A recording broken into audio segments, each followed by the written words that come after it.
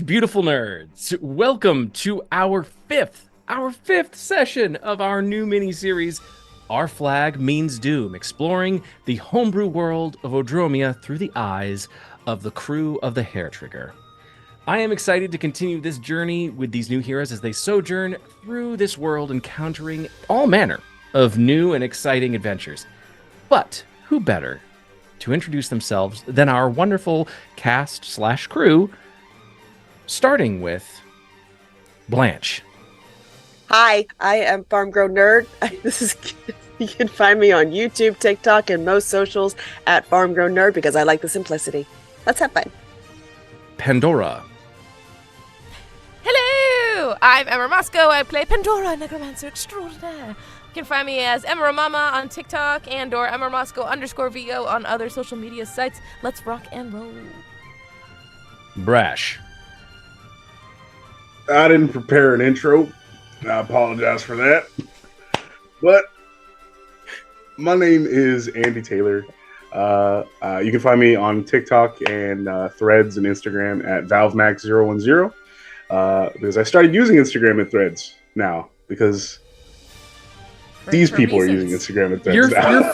Your first post was about the show. I was so blown away by that. I was like, wow. Another successful cyberbullying. I think you meant to say peer pressure. You said that weird.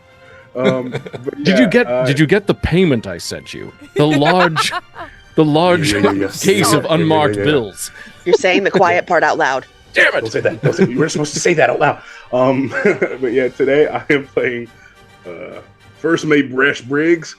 Back to see what kind of trouble we get into. Hatch. Hey everybody, I am Seth, and I am playing Hatch the Dragonborn Blood Hunter. And you can find me at Noctopus on TikTok and Noc.topus and on Instagram and Threads. Lovely. And of course, as always, I'm your friendly neighborhood dungeon master, Andy, the other Andy.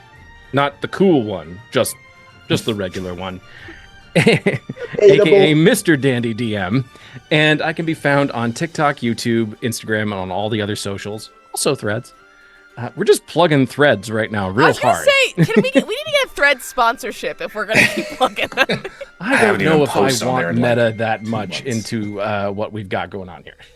If you come across this episode and you enjoy it, please consider catching some of our other shows like Shadows of Ashkelon and The Survivors of Ashkelon. Also, go back to the very first episode, which is currently available on YouTube, to see how the story began with the crew of the Haretrigger. We do, of course, appreciate all of you who have liked and subscribed thus far. And now that we have got our introductions out of the way, let us proceed once more into the city of Brecca, following the story of our beloved crew.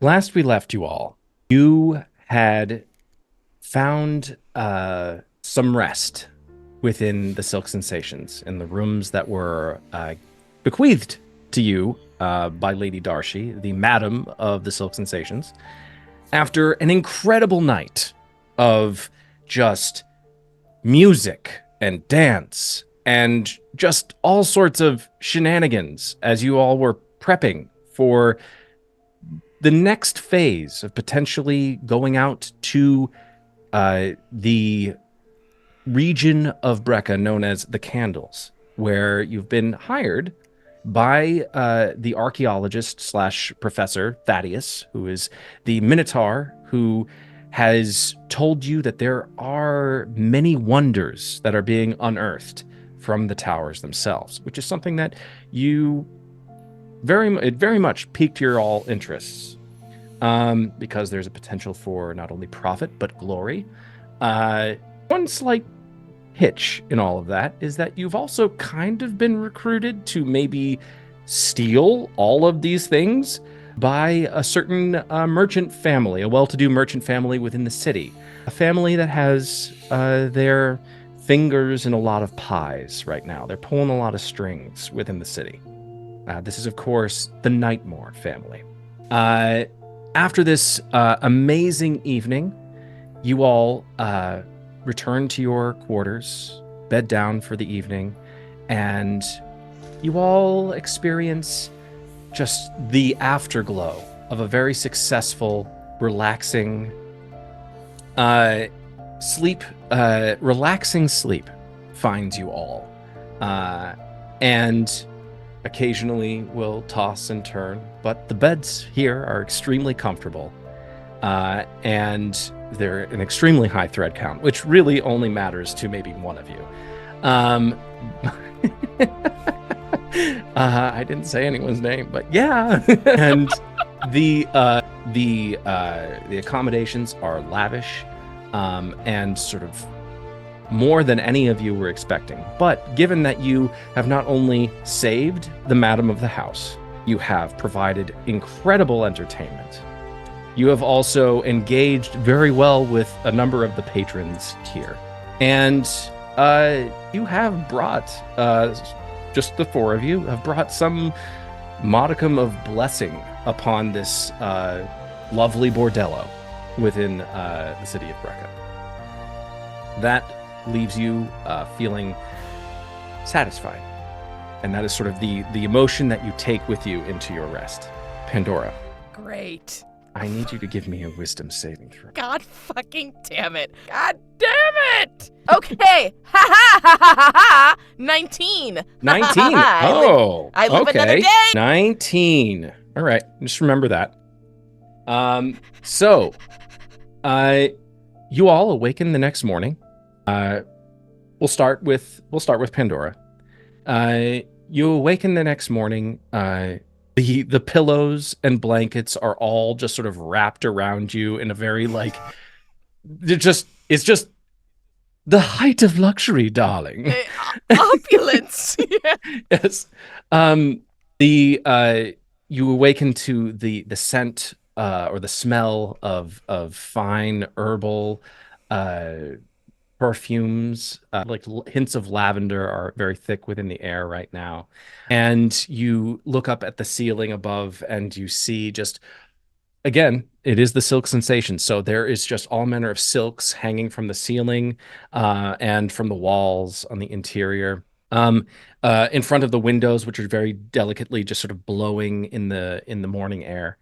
The whole room, depending on where the sun is in the sky, can change color in terms of the light that is let into the room by how the silks are arranged. And so it is right now, you're beginning to see just the faintest almost purple orangish color dim lights that are just coming into the room as the morning begins for Brecca. On a 19. Pandora definitely makes sure. Oh, yep, go for it. On a 19, something that clues you in to the fact that you're not really awake is the fact that there is no floor to this room. What? There is no floor to this room. Your bed is suspended in water. And this water is tossing and turning your bed in these waves and these currents. And as you sit up in the bed, you see a dock.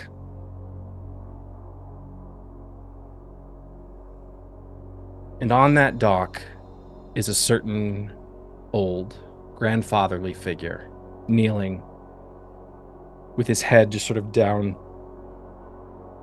with just the tunic just stained with blood.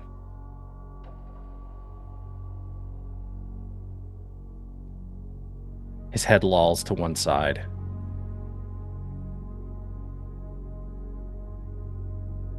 Where are you, Dora? I needed you. Where are you? I'm right here. I'm here. Granddad, over here. Look at me. I'm right. I didn't try to leave you. I'm right here. His eyes are staring. He does not see you. Does not seem to recognize that your presence is directly in front of him. And he just very abruptly stands and head still lolls to one side, eyes slowly looks directly at you, and then his limbs start to move almost like they're not being moved of their own accord. And then he turns and starts to walk away from you. And at that moment, the world just narrows. And it seems like he's getting steadily further and further away, although he seems to be moving very slowly. What do you wish to do? And I can't jump off the... Oh, shit. Well, first she's gonna recompose herself. And she's gonna try something. She might be completely wrong. But she'll call out, Lucas, darling. Are you here? You're no fun. You just can't stay away from me. Toss his hair. Sparkle. Listen, I'm sorry to do this. It's just, these delightful little juicy memories of yours, it is very difficult to stay away. Also, I was just, checking up on this little band that I have formed to do a little task. Just wanting to make sure that you're fulfilling the bargain, aware of the consequences should you fail. I understand. And, I mean, Hatch and I want. But I do wonder, to spend so much time in others' stories and traumas and memories, you must be quite lonely. What do you want? There is a pause.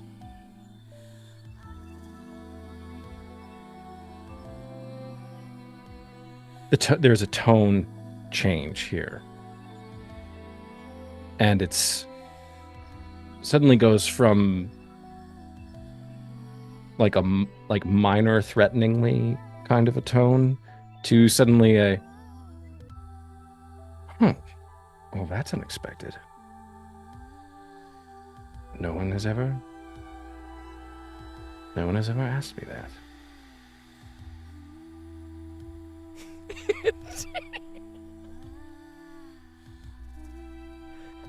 What do I want?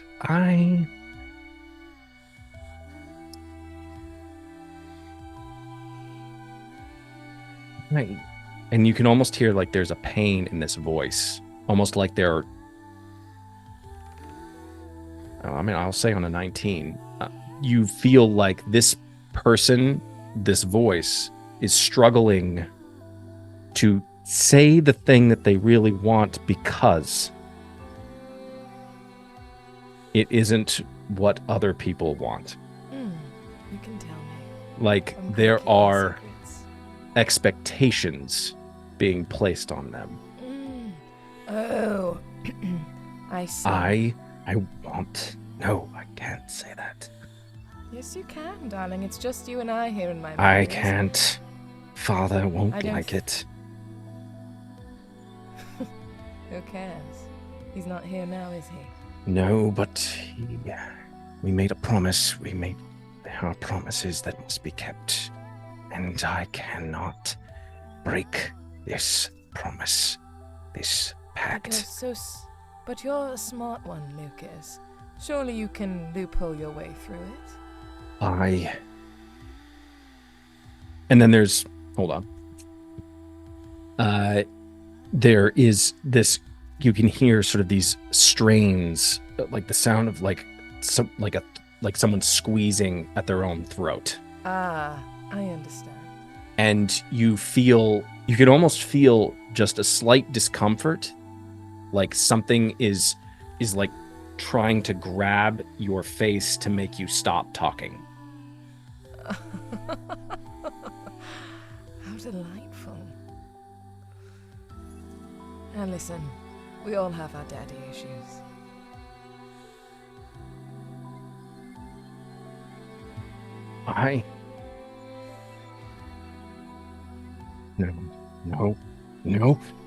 No! And he breaks the connection.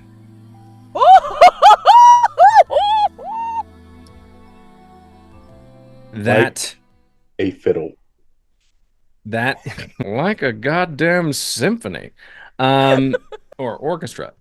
Pandora, you awaken with just like a start, and the first like feeling or sensation that you get is the exact same sensations that you got the first time you thought you were awake. The morning has arrived in Brecca. You are... The only thing that is different, I will say, is that the bed that you are in, you are like literally soaked, just in sweat. And it is one of those things where you wake up and you realize, oh God, this is ghastly. So she's gonna pull, you know, in the proposal where she gets all dolled up before she gets back in bed and pretends to sleep? Absolutely, that's what Pandora does, so that she looks like, you know, her makeup is fully done, but it's like a no makeup look, so she just looks serene. Who is she doing this for? All the world's a stage. And all the men and women merely players. Constantly in it. And you're constantly in it. Oh my God. Not BYU soaking important. Oh, don't cut this out, please. Listen, I told you, Pandora was like, the moment she saw Lucas, she's like, I can make him worse. I don't want to fix him. Don't want to fix. Just wind him around the finger. Yep. Okay. You also feel, despite, you know, very quickly dolling yourself up and like getting back to a more serene repose, you feel this immense satisfaction just sort of seep into your consciousness. Like this was a thrill for you, because not so much necessarily the interaction, although that was cool. Like you were like, haha, Lucas, you bitch. But also it was more so the fact that this was the first time that you felt fully in control. Yes. Of she the nightmare. finally gained the upper hand. And you weren't, this is something where you did not react out of fear. There was that initial reaction seeing your grandfather, but just recognizing that you had control over this entire thing. Hatch. Now we know that Papa's pulling the strings. Hatch, you were supposed to sleep on the floor, correct? So Poor Hatch. He's used to it. Born on the floor, sleep on the floor. Born on the floor, sleep on the floor. You waken the next morning, and the first thought that pops into your head, this floor is incredibly comfortable. This is by far the most comfortable floor I think I've ever slept on. Top 10 floors. And it is made, the floor itself is made of incredible, like this fine cedar, and it has this sort of like very, almost like whoever cleans the rooms in this establishment, like comes in with like perfumed water, and like rose water, and just like, and just the most like, comfortable lacquer. Yeah, and and guys, you awaken and you've come fully to consciousness, and you're just like, oh.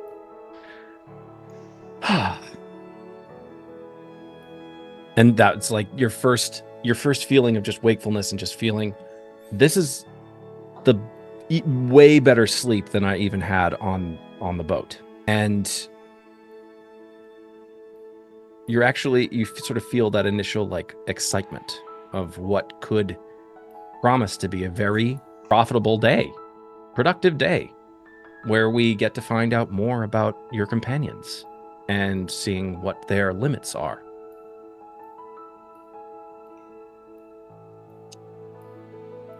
Brash, you awaken the next morning, and you just feel this moment of like, wait, was last night all a dream? Did I just play my heart out on stage with an incredible band where I was the beat of the entire room? And there were so many incredible songs that told so many incredible stories. And the first thing that, like, there's this first initial thrill, and then it sort of like caps off with just that thought of, I wish I would trade everybody in that room for one person to have seen it. And that you're sort of in like straddling the line between two worlds of emotion right now. Sort of very full, satisfied, but also feeling like slightly empty.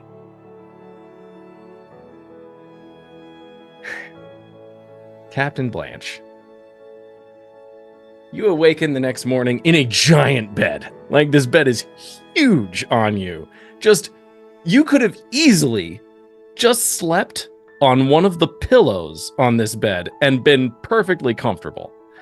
It probably would have been kind of like sleeping on a twin bed for you, like based off of your size, but you were just completely in a sea of blankets and pillows and just absolute comfort. And you awaken the next morning and you're just like, oh, what's the thing that you yelled that that Pandora thought was Morgan Freeman? Gold, glory, and freedom. Gold, glory, and freedom. And oh, you don't remember that? There was a moment where I thought Morgan Freeman was here. That's right. And then Andy did his Morgan Freeman, and I tried to do a Morgan Freeman, and it sucked. Freedom. I can smell you. Smell you. And those are the first three words that sort of pop into your eye, your mind's eye, as you just fully come to consciousness, and you have this thrill of gold, glory, freedom, just all of the things that you could do today, despite maybe the slight complications of maybe doing a little bit of double dipping with, the archaeologists and with the Nightmore family. We'll burn that bridge when we get to it. So it's going to be fine. But those are the first thoughts that creep into your mind as you awaken reading the new day. The day is yours. What do you all choose to do? Blanche. Before Blanche actually wakes up, with that mantra rolling through her mind, she just and then starts burrowing, like sleep burrowing all through the bed. He's so cute. So I imagine Brash probably feels a little bunny tail around his feet at some point, and then up his leg. Happening, yeah. I like to imagine that like she like burrows, bumps into me, changes direction until she bumps into me again, then changes direction. She's a very furry Roomba right now. I was gonna say a Roomba. She's a little Roomba. Can you stop? Can you stop, please? What's going on? Little bump under the blanket. Hair goes poof. What? You were going. You were on your way. Starts fixing her hair, freaking out, grooming herself. Oh, well, good morning. How's everybody doing this morning? Pandora. Oh, good morning. I can't because Andy's laughing at me. I woke up like this. It was such a wonderful sleep, but I must say, the sun looks lovely here in this room. I flutter. You look better than you did last night. Well, I'm better than splendid, I'm sure, as I always am. Beauty. Oh, rough. Starting the day off not great. So Actually, you literally look like replenished. Yes, beauty sleep. Right? You have to let the skin rest at night. You know, keep it nice and young, firm. Actually, first mate, and then she slides off the bed. She's wearing the long 1950s I'm gonna go murder my husband robe. She goes, I was wondering if you and I could perhaps go downstairs and grab a little fast to break everyone's morning before we start our day. Yeah, I'm okay with that. Actually, there is something I wanted to talk to you about. So, As do I. So, shall we? We'll be right back, everyone. And then she accidentally trips on Hatch. Oh my god. Oh, Hatch, darling. I forgot you were down there. Good morning. Oh, goodness. I thought you kicked my tail off. It happens sometimes. You what? You've kicked off your own tail. It's kind of a defense mechanism, and when I'm really stressed out, sometimes I'll just kind of shoot that thing right off me. It grows back, don't worry about it. I heard you were all talking about breakfast. I'm used to quite dark things. The macabre is where I'm most comfortable, but that's horrific, Hatch. I can do it for you right now if you like. No, you really. First mate and I were just about to go grab some breakfast. And any special requests while we head down? Eggs. I have an hankering for eggs. Don't even have to cook them. Right. Just throw them right in my maw. Oh, right. Captain?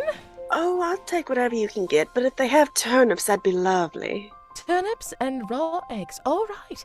I'm sure we can absolutely make that work. We'll be right back. Any tea? Any morning tea for anyone? A little tea set? You know what? I've never had tea before. I think it'd be nice to try it. You absolutely should. We'll get a lovely floral blend going. Right. So, we'll be back. And she's kind of like looped her arm into Brash's, and she's gently guiding him out the door. We'll be back. She smells like magnolias. We'll be right there. as we walk out the door, y'all will see Brash kind of like staring at Hatch and staring at his tail, staring back at Hatch as they slowly. You see me exit the like room. put my hand on my sword, like if you want to. And he won't say anything, but he'll just give you a quiet. Offer's on the table. I'm good. So, hypothetically speaking, in combat, if someone grabs you by the tail, you can pop it off. Now, we've never talked about this. I won't make this a mechanical thing.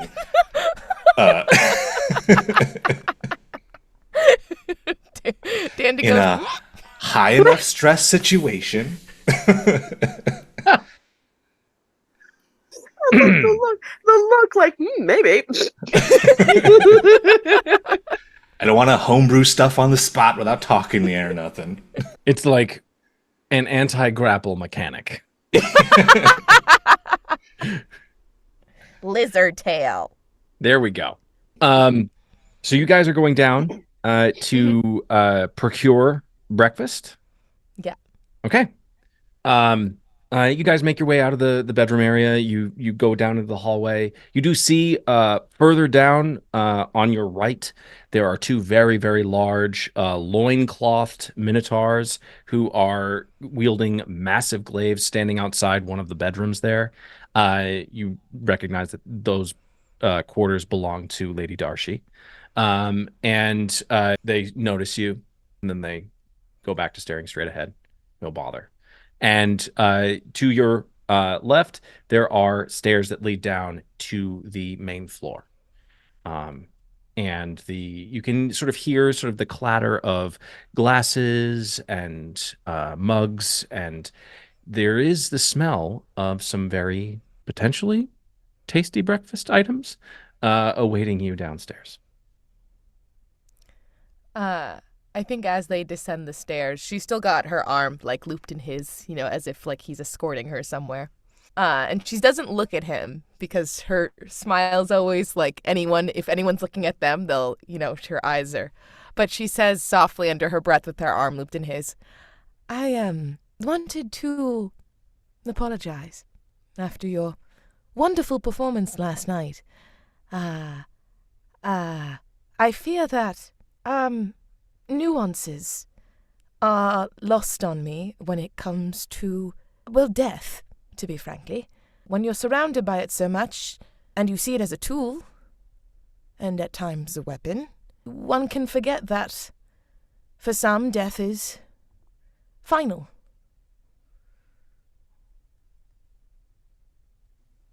Well, I appreciate that. I'm actually delightfully surprised. I was, not to say this in an insulting way, but you seem very steadfast with your opinions, so I didn't expect you to be the one to apologize first. I thought I was going to have to humble myself for that, which I was ready to do that.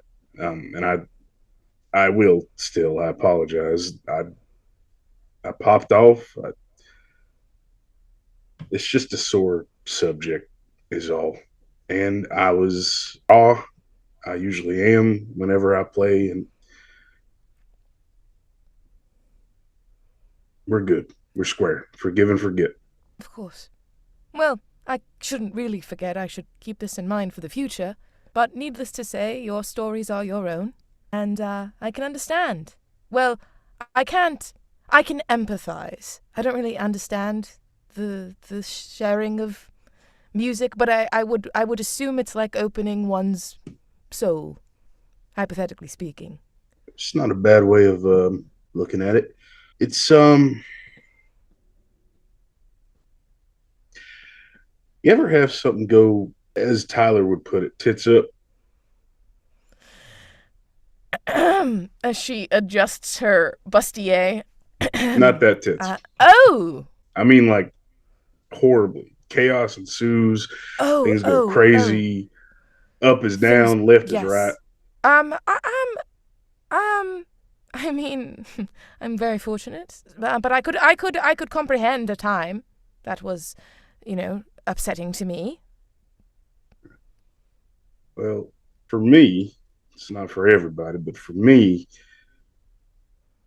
music has taken every single bit of that chaos, that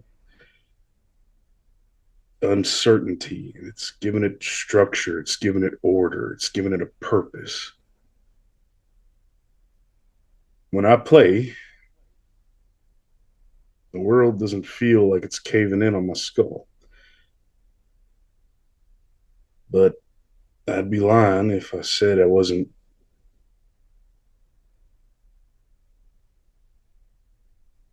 something that dredges up a lot of memories.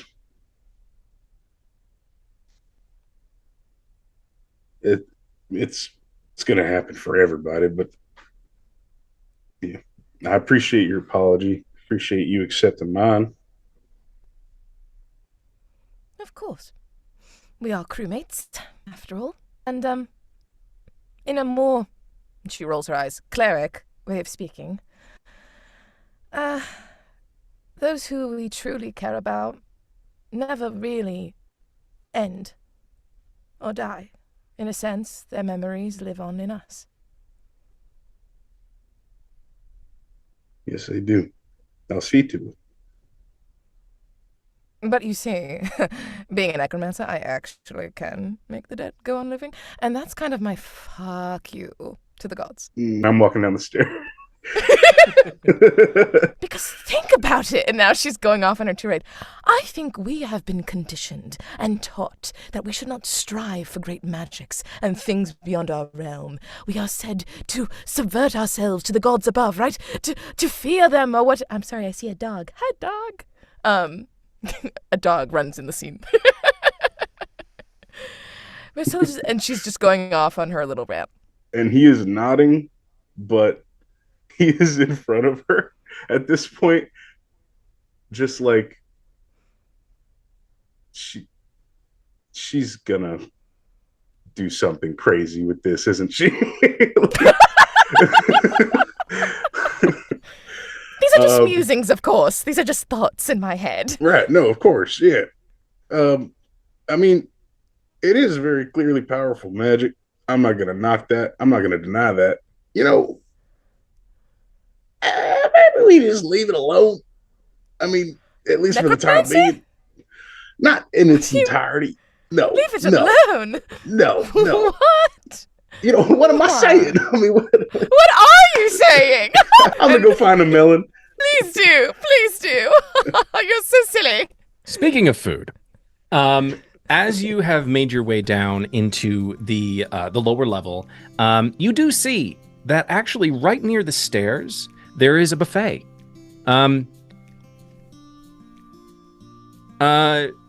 This is probably one of the best buffets you've ever seen, any of you.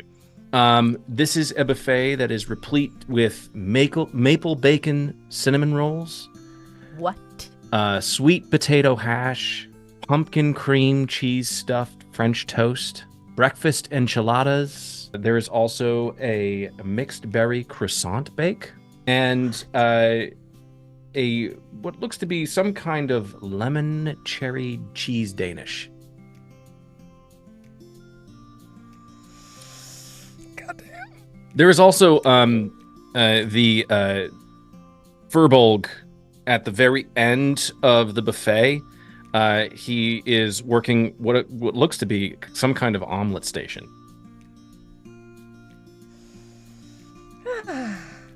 Well, this is quite nice. I mean, truthfully speaking, back in, what the fuck is the name of that elven city? I'm so sorry. Elithir? Elithir? I mean, if you've seen the palaces in Elithir, they're, I mean, this is a fraction. Has Pandora seen these palaces? Absolutely not. Absolutely not. Brash is kind of just substantial. Brash is looking at this like buffet like I don't even know what half of these things are. This is incredible. This is I want it all. Can I have it all? Well, you can. Of course you can. It's a buffet. Your guests. There are plates and various cutleries at sort of the beginning of the queue. There's nobody else here, by the way. It's just. Oh, fuck yeah. This looks to be the food for the paying guests, and also the workers who also live there. Well, ladies first, I suppose. No, here, please. Get a plate. We'll just take a little of everything to show everyone right upstairs. And, I mean, this I've had one time, and it's delicious. And the puff is, and she's pretending like she knows. Pandora's never had any of this food. And she's never had any of this. And these are simply to die for, let me tell you. I had 7 He's of taking them this with a all glass at face of value. champagne. He believes her 100%. And she is also like loading up the plate because in her internal dialogue is like, fuck, holy shit. Are we not worried about all these foods touching each other, though? No. You see, in different continents, sometimes it's best to mix your foods. Oh, they can purposely just kind of put everything in a pot and see what happens. Exactly, and so many different people come from so many different places, so let us not have our foods join in such a way. Brash is now migrated from one plate to holding it in one hand and then grabbing another plate for her to put more food on the other plate. The Firbolg's eyes are getting progressively wider as they're watching a very, very large Loxodon start to You know how waiters will be able to carry Yes! like multiple plates Yes. on their arms, and they just have like plates and plates, and you just see this half orc, this very tall half orc goth woman, just start to just load up the Loxodon's plates as they go down the buffet. And with each progressing through the buffet, with each selection, there seems to be some kind of story that needs to be told about what parts of the continent these breakfast items all hail from. And the Firbolg, at some points, like his eyes are wide, just watching the food progression as it just gets mountains and mountains of food on each plate. But then some of the stuff that she says also makes his eyes narrow, being like, this is some, hold on. This is some bullshit, man. Oh no, not that one! It's I really this don't guy. think, Oh, I don't think she's ever been to any of these places, man. Okay. Once he You guys get notices- to the end of the buffet, and he's standing there. He's like cracked a couple of eggs into a little pot, and he's just sort of whisking, and he looks up. Hey, so what can I do you for, guys? Like, what's the dealio? Well, actually, we would love some raw eggs for one of our compatriots. And if you have a raw turnip, we would also love that as well. As you can see, she gestures to Brash, even like maybe even your trunk. Okay, so Yeah. here I am thinking. I was slightly confused. I was listening to you talk. You sounded like a foodie for a little bit there. Yes. This is what we call an omelet station. So I'm not about to go out and just get you some turnip. So make a selection. We've got 2 veggie selections over here, and then we have a wide variety of assorted cheeses that you can choose from. I'm not going to name the cheeses. I don't have them. And they're just cheeses.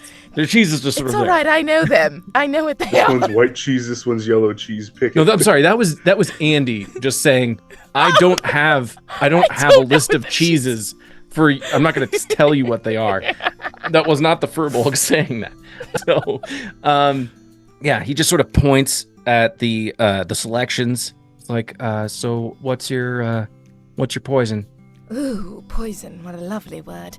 We really don't have any turnips. I mean, perhaps I could go grab them myself. You see, I am a growing girl, and we I must don't be... have any turnips. There are no No what? turnips. No I'm- single Why are you one. getting so rude, man? She just Hey. asked a question. Hey, look, bro. I had a very long night, and I'm not really about this whole, like, morning person thing that you got going on. So I really would just like you to make a selection. He points and references the omelet station again. All right, I'll make a selection. Make me one of everything. If there is one thing that you could do to piss off a member of the wait staff just working in the service industry, there's either sending your food back or having that person make all of the food. And so his eyes just sort of narrow as he looks at you, and he's just like, I'm not getting in a fight today. I'm not going to do it, man. I'm not going to do it.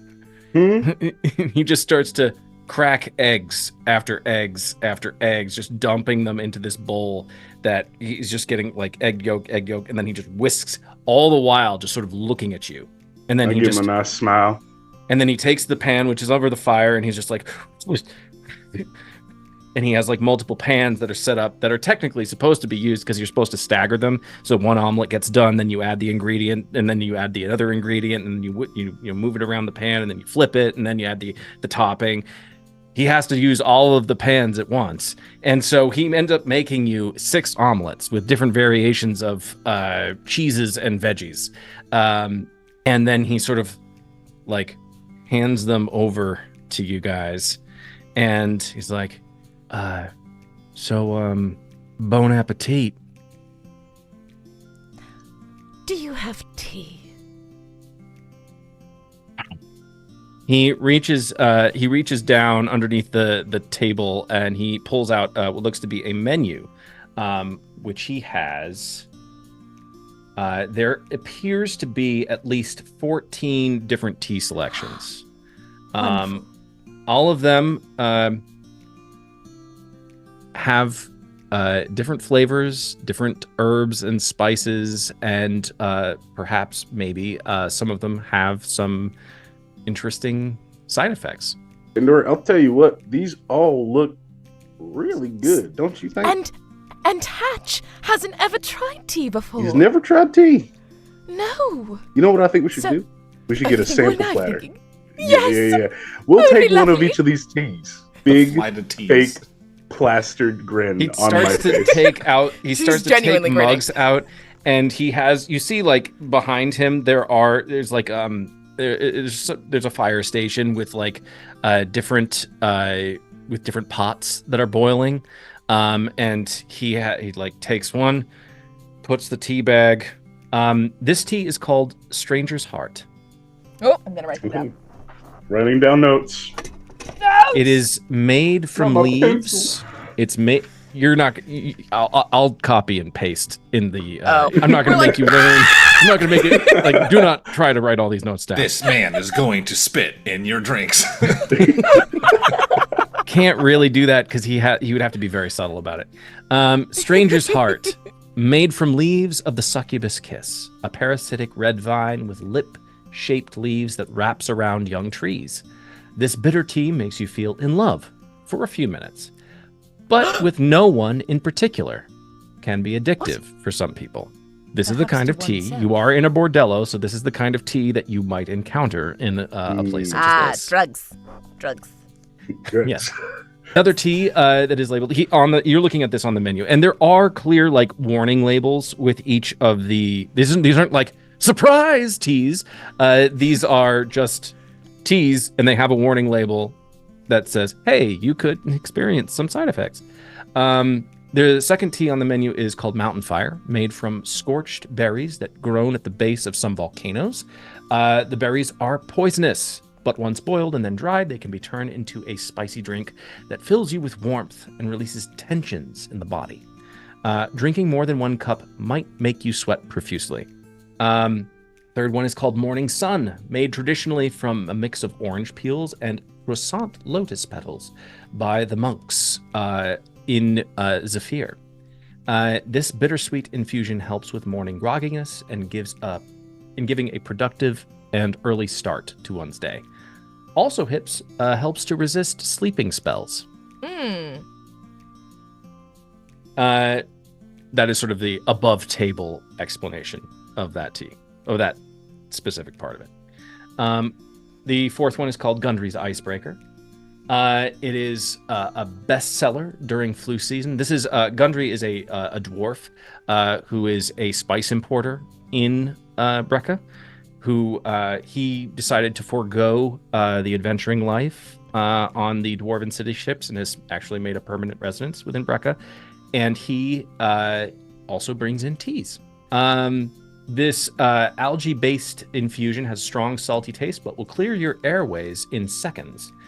Despite its usefulness, only few people would risk collecting what is known as the ice grappler algae that grow under the icy frozen lakes near the city of Thartiad, which is all the way in the west. There, unless you would like me to read all of these, there are 14 teas. I will copy and paste. That is sort of the beginning treatment of a lot of these teas. I'll say Go ahead. while he's making them, she goes, You know, on one of my adventures to Thandorul, I came across a red wine. You must see, it was a Bordeaux that had been made with the volcanic ash from the dwarves themselves. The people there welcomed me with opened arms. It was a wonderful, and she's just going, because she saw that she was annoying him with her stories of the food, so now she's just digging into it while he makes the tea. I'm gonna actually back her up this time. This has I'm gonna probably go- never happened to anyone here, but you know how maybe when you're like talking to someone and you have like a topic that you're really passionate about, and then you realize that as you're talking that person thinks that you're crazy? That's what's happening right now. This Firbolg is sort of just looking at you with this expression like, oh my God, I just really hope that she stops talking right now. Oh my God, man, why do they always come during the breakfast hour? I just have a massive headache. That wine sounds incredible. We're gonna have to go there and try that. I mean, Unless, clearly of you're course, the they expert have- on this sort of thing. Oh my goodness, stop. But do go on, please. No. The Archie's breakfast, almost ready. the breakfast acquired, and the beverages selected. The nightmare done. And the nightmare complete. You all return to the room. Hatch, you've sort of like fully composed yourself and gotten your armor back in place. Blanche, you've got your outer clothes once more on. Your nice jacket that you have. As the door opens, the aroma of the wide variety of foods and beverages fills the room, and it is a truly a feast, not only for the eyes but the senses, as it's just this massive mix of both savory and sweet food items, but also just some of the teas, just even the smell of them have just an incredibly potent herbal effect on each of you. And you all sit down to basically brunch. Or really just breakfast, really. But you have just like a lovely little room service going on. By the gods, you should have said if you were going to clear them out of their larder. I would have helped you carry all of this up. No, there's still some left. And we had a lovely chat with the server down there. Quite a lovely Firbolg. Real nice guy. Very sweet. You Incredibly made so. that asshole make all this? I just give her that smile, and I look at Pandora, and I just give her like a wink. She tosses her hair. Anyone can be kind with the right persuasions. You Why made did the that asshole. that just sounded like a commercial voice right there. Anyone can be kind with the right persuasions. Pandora's poison coming to you soon. Oh man. Yeah, so you all just tuck in like all of this food, and all of you had a very restful sleep. I mean, even Brash, with the sort of the mixed emotions that you woke up with this morning, it all seems to have been momentarily forgotten, as you all have some of the best. You all break your fast with some of the best food you've ever tasted. Silk Sensations they are definitely an upper crust establishment. Crust. And the breakfast being done and finished, there's just sort of half eat, like all of you have sort of like selected like just different portions of things, and there's sort of plates that are sort of strewn about the floor as you all just sort of sat around, and some of you, like, Blanche, you sat on the bed, sort of, just, swinging your legs while you ate and drank your tea, and Pandora, you sort of just laid back with your back to the wall in the poster bed, and then Hatch, you just plop down on the floor again. Again, this is a super comfortable floor. Floor 10 out of 10 on Airbnb. Yeah. And Brash, you sort of just, you're standing and eating. If I eat all of this and then I lie down or sit down, I'm probably gonna fall asleep. I won't get back up. Yeah. And so the morning commenced, the breakfast being finished, you hear a knock on the door. I've got it. I'm not ready. She'll rush off to the closet. Just something, I'll just say, who has the highest passive perception? Not me. Not me. I've got a 9. I believe it Probably is not me. Blanche. Yeah, it's 12.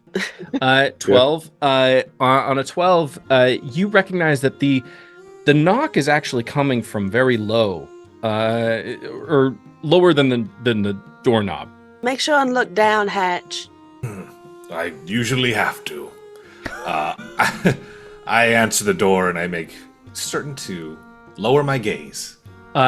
You see Friedrich, the halfling. Friedrich! From the ship! Yes. He looks up and there's sort of this momentary recognition. He's, oh, thank the gods. I've been... Head chef! He's very breathless. I've been looking for you everywhere. Oh, is that Is good? everything all right? Yes. Is that come good? in. Come. That smell. And he just sort of like pushes past you, Hatch, as he sort of comes into the room, and he I'm looks already holding out a plate for him. I'm being a bagel in his head. Oh, Brash. Oh, thank you. Oh, I scraped some of the soup that I saved from a few days ago onto a saucer. oh no, thank you. And he just starts to just tuck into these leftovers that you've sort of accumulated all into one plate. So as I was about to say, Captain. Oh, hello. And he sees Pandora, and he's sorry, Captain. So Friedrich, please! and he says, so we just I wanted to tell you, we've had some people asking about the ship, and Grack, he's starting to get a little suspicious about some of the people that are asking questions about who we are and the boat that's in the bay. We just wanted to see what you wanted us to do. Do you want us to continue to wait at the docks, or do you want us to head back to the boat? Huh. That is a fair point, I suppose. You can't just sit aboard ship and... Well, Captain, if I may, we have enough from this advance payment that we could, dock the ship proper and let your crew have their fun. It might stave off the next mutiny. Well, that's an excellent idea, Hatch. Thank you very much for that. Let's do exactly that, as a matter of fact. What is it, Pandora? Also, Captain, we do have something special coming up for the crew. It's something special? Well, I wanted it to be a surprise. Oh, Sorry. special surprises. Mm-hmm. But Pandora is the Gomez.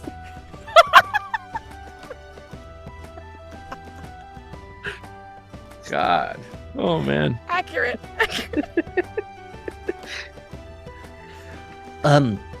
Is there any message that you want me to impart to the crew?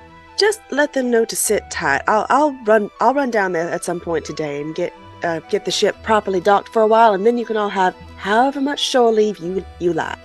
Well, Captain, if you have other things you need to be doing today, I can take it upon myself to do whatever you need me to do. I can tell the crew.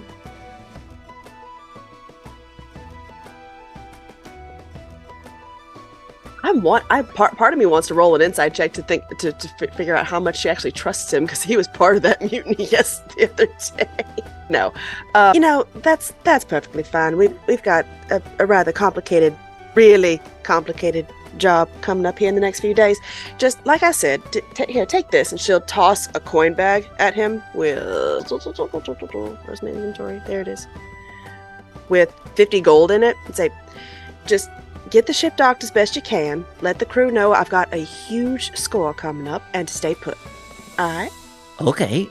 Is there any place you want us to hold while we wait for your go ahead? Stick as close to the harbor as you can. Don't go too deep in city. Just trust me on that. That's not about my convenience. That's about your safety. Our safety? Yes. Is there a problem? Also, it's probably going to be better if you don't use the name Hair Trigger.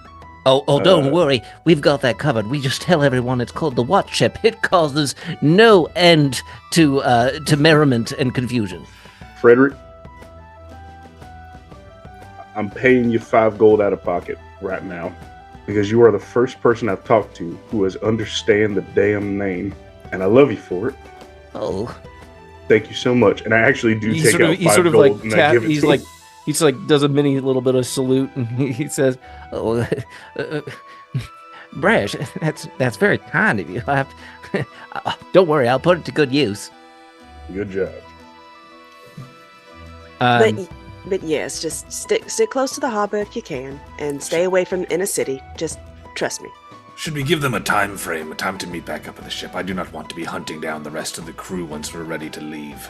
Did they give us a specific time in which we needed to have all this done? What would you say, 2 or 3 days max? Well, we're meeting actually, Thaddeus today. Thaddeus is coming today. Like you're going there today. We're going there today. I do not know how long it will take us, though. Well, that's what I'm talking about. Is how long do you think we should give for this little task? A day, 2 days? We'll say 3 days. Meet back at the ship in 3 days. Worst case scenario. Okay. Check in every day, I guess, or something. I don't Well, know. there's that too. So, Don't have message on your ship? Or sending? hold 1 second. Generates the rest of the character sheets for all. No, of the that's nice, but I have it here. There are two individuals who have it. One is Lemegli, the elfin female, and one is oh no, that's not. And that is also Yanlin, the Harengon female. Perhaps, Captain, one of the crew could send a message of sorts to check in once in a while. do you? I mean, I could ask Yanlin and Lemegli if they are, able to do that for you, Captain. Have them take turns. Okay. So, okay. So we'll have to work out like 25-word message. Make sure that we're very precise in the words that we're using. Mhm. Okay. I will tell them, and I'll also distribute the 50 gold to everybody, so that we're able to make sure that we don't have any issues like last time. Exactly. Okay. Well, we will have the ship docked, and we will stick close to shore, and we won't venture too far into the sea. I'll make sure that Rack knows that he needs to behave himself. And Tyler.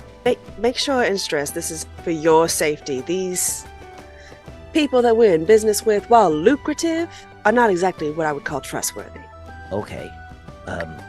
I really think the only person I might have to worry about is Grack, because he's from here, and he probably thinks, I he knows the know. streets better than any of us.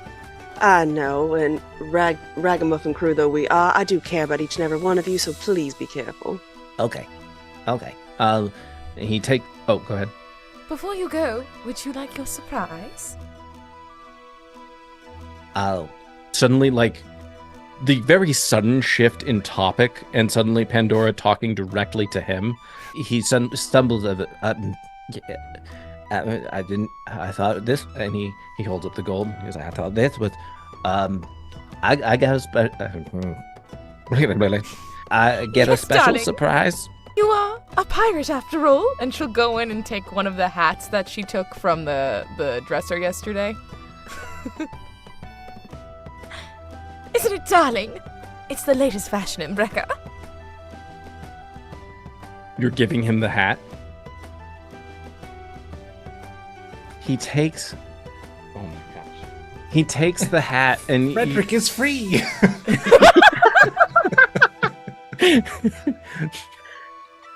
Pandora has gifted Friedrich a Friedrich is free. Out the door. Nah, Pandora would be Ravenclaw.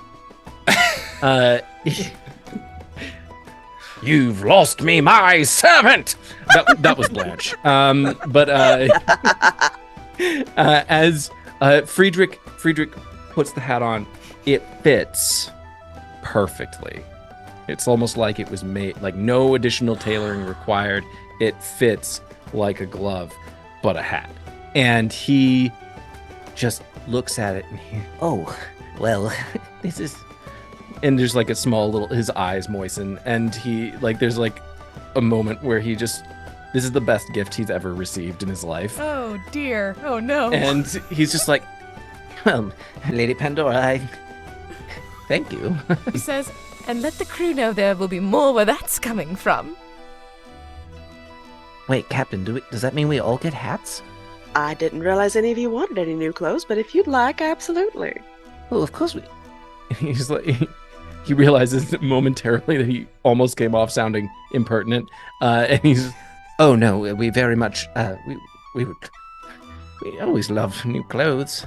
She'll pull out a little notepad and, like, write that down. Well, I will go tell them I have the gold. We will dock the ship. Everyone, Lemegli and Yanlin will message. We will have them switch off. And any other additional orders you wish me to communicate? Nothing for right now that I can think of, unless anybody here has any suggestions. Okay. Just if you might just clarify something for me. You've already said that there might be some dangerous things going on in the city, and we need to stick close to shore. But what about you, Captain? Are you safe? I am taking necessary risks.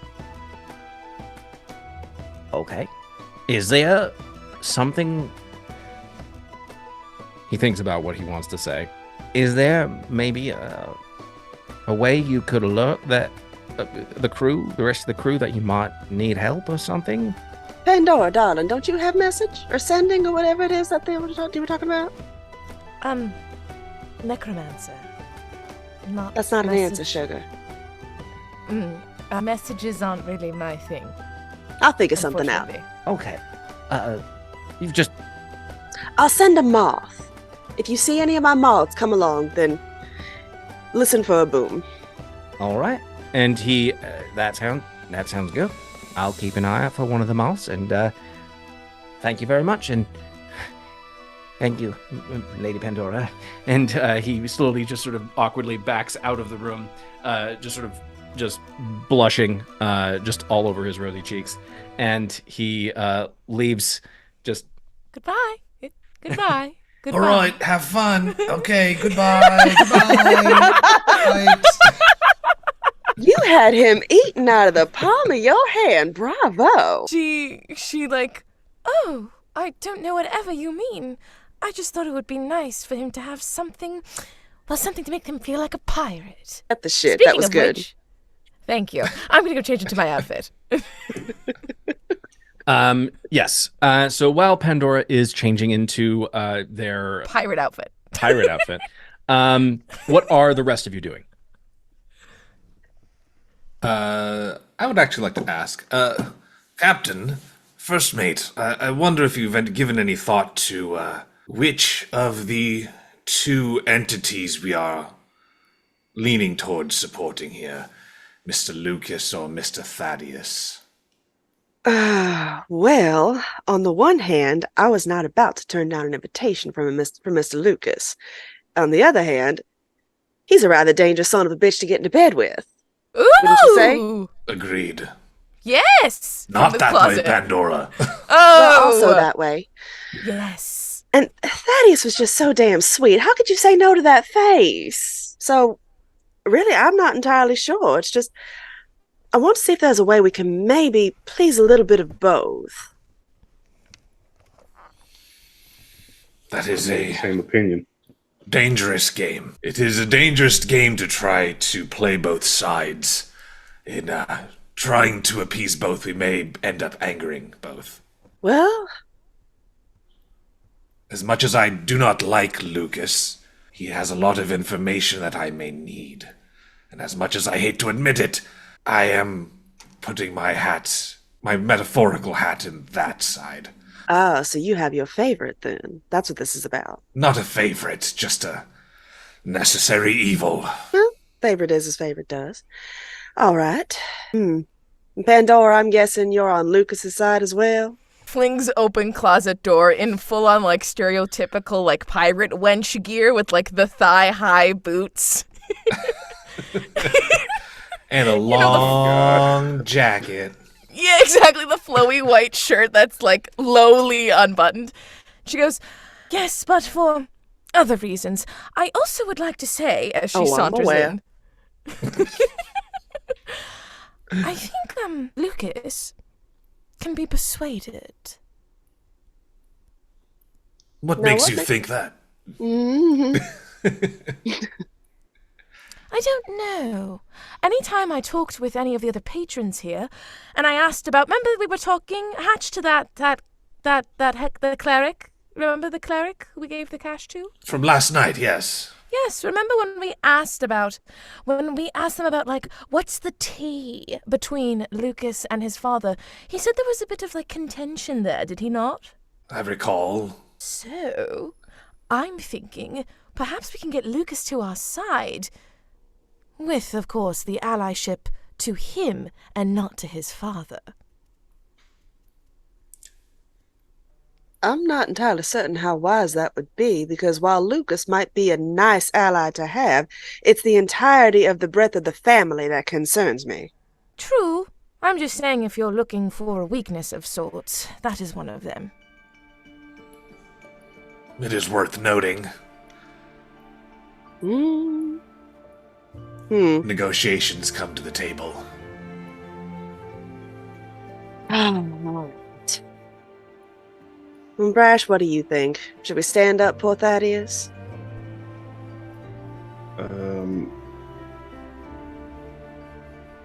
You'll just kind of see him like drag his hand down his face, kind of like really weighing the options here. Well, listen, this guy's a sweetheart. You said it himself. You said it yourself. And as long as we can avoid harm coming to him, because I thoroughly do not believe he deserves that, nor any of his compatriots that he apparently seems to be working with here at that site. My thoughts exactly. I think if we can get these artifacts away from them, maybe I know you're not going to be a fan of this, but maybe give them some money so their whole dig wasn't worth it or wasn't wasted. I was thinking something more along the lines of, he didn't hire us to get every single bit of artifact there, just to help him as much as we could, just like Lucas didn't hire us to steal every single artifact there, just as much as we could. He did, though. Everything we could find. Everything we could find, yes. He doesn't need to know every single thing we found. But he might still, is my point. He has a way into my head and Pandora's head, but he does not have a way into yours. If there's a way that we could work it out that we don't know what you took, and we are only aware of, okay, well then he'll also have memories of this conversation. Oh, I almost had it there. Yeah, no, I was with you. Oh, all right, fine. The poor man deserves something. Thaddeus deserves something for his efforts. Oh, Right. don't you worry about that. That's the camp I'm in. Yeah, we'll get him a nice dusty tome. A hat. An enchanted hat. Did you have to give him the hot pink one? Oh, well. I mean, listen, darling, it was hideous. It had to go to someone. It was I not don't know, I going think to he be pulled it mine. off. You know how there were a lot of young guys who wore fedoras but then didn't try anything else with their wardrobes? I feel like that's what we just did to Frederick. We gave him a nice hat and then they just not He's going to already do got anything. he's already got Turd. the lady down. We turned Frederick into a neckbeard. He's going to have his nice hat, but he's still going to be wearing the Three Wolf Moon shirt and the cargo No. shorts. Oh, no. It makes him feel I special. feel so attacked. Oh man. All right. Well, no, we'll do the best we can to be as minimally invasive as possible and sneak away as quickly as we can. How does that sound? I I think also, that's the best way we can avoid anybody getting hurt. also, if you need to identify any certain things, or locate things of sorts of good worth, those are spells that I have on hand. Very useful. I know. Blanche is taking note of that because she's not a magic user, so it's just. She sees her writing and she goes, "Now, Captain, where shall we go now? How shall we enter to the foray?" Ha ha ha ha ha ha ha ha. Well, I don't get it. That's never mind. Let's hop along, shall we? Let's go meet Thaddeus. Hop to it. Oh, Christ. You all, after tidying up the room a little bit, you all sort of like pile the empty plates by the door, and you've fully put on your attire again, and you exit the room. At this point, the Silk Sensations it's definitely moving now. Like there's the breakfast foods have been cleared away. We're moving fully into the entertainment and the early morning crew scene. And you do see Lady Darcy is sort of milling about, sort of giving direction and taking different patrons' money. And she sees you and says, she just points off into the corner, and you see the nerdy looking Minotaur, who is bespectacled and is wearing a white button-down shirt with suspenders, and some blue pantaloons, and he has like a pile of manuscripts that he has with different ink fountain pens. And he just is standing, just waiting expectantly, just sort of looking around for you guys. Yoo-hoo! Hop, hop, hop. Oh, yes. Oh, good. Sorry, I didn't know which room you belonged to. Oh, darling, if you wanted to know, all you had to do was ask. Immediate blush. Oh. I see what you did there. Yes, so we have transportation waiting outside. Fabulous. Let's hop to it. As you exit the Silk Sensations, you do see that there is a caravan of what look to be camels that are there for your. There are some that are there for like packing supplies. Looks like Thaddeus came into the city to acquire supplies and perhaps maybe some protection, and then go back out to the dig site. And thankfully he found you. Maybe. And he gestures to each of the animals, and he says, Yeah, I hope this is to your liking. It's transportation, darling. Let's just carry on about going getting those artifacts, shall we? Right on. Okay. and he with some difficulty mounts one of the camels, and he says, well, you just follow me. and I'm assuming each of you are mounting as well. Real quick, I am cute. gonna be like, oh, Pandora, Yes, hi. the boys. Right. Boys! Boys, come on! We're heading out now. The boudoir in the room goes rattle, rattle, rattle, rattle, rattle. Hi, darlings. And they come out.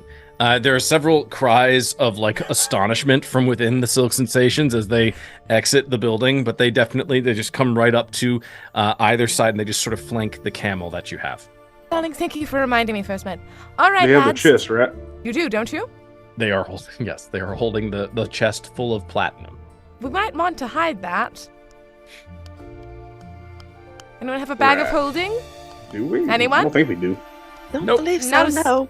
No one. Not a single one has a bag of holding here. I thought we would leave it in the room. We have that room for a couple more days, do we not? Do you want to leave a chest full of platinum in a room? I don't want to Lower take that it with voice. me. I believe if we were going to leave it anywhere, then at the Silk Sensation is probably the best option. I'd say aboard the ship, but that's I a do not little trust concern. aboard the ship. No, I don't no, trust do I? Greg. I don't trust Greg or Tyler. Fuck Tyler. Anyway, Tyler. Tyler is quite contentious, I will say. Now, Tyler, it'd be a little unfair. You have to remember, I'm he's honestly trust trying to fund. remember what Tyler did to deserve this. he didn't do It's just anything. his name. It's just his name. He's just the Toby. He's just Toby. All right. Well, thank you for bringing it all the way out here, gentlemen. But we must put it back. And then come back on out. We have much to talk about. And I want to discuss names. If you'd like to keep your past name or redefine a new one for yourself. Clarifying. One of these corpses is headless, right? Yes. Got it. Okay. The Loxodon. They both walk back into again, cries of astonishment and alarm as they walk back into the Silk Sensations. They are gone for maybe 5 minutes. At this point, Thaddeus is starting to look a little nervous, just being like, Are they coming back? What? We must away immediately. Yes, absolutely. Thaddeus, also, I must say, being a scribe must be rather lonely. I hope you have someone to return to after your expeditions. again, he's very embarrassed by this question. I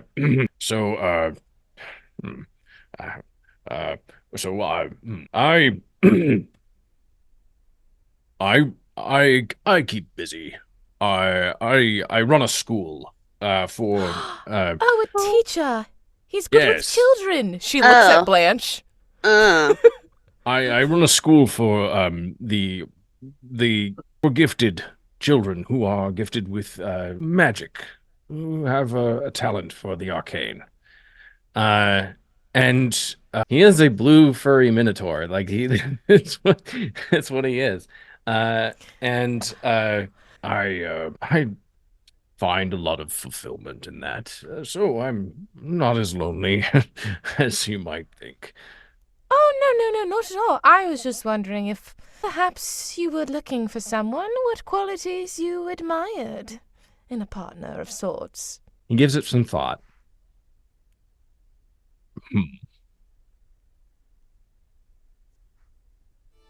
I know it probably would surprise you, but I have actually given this some thought. And he very quickly like shifts like through his papers.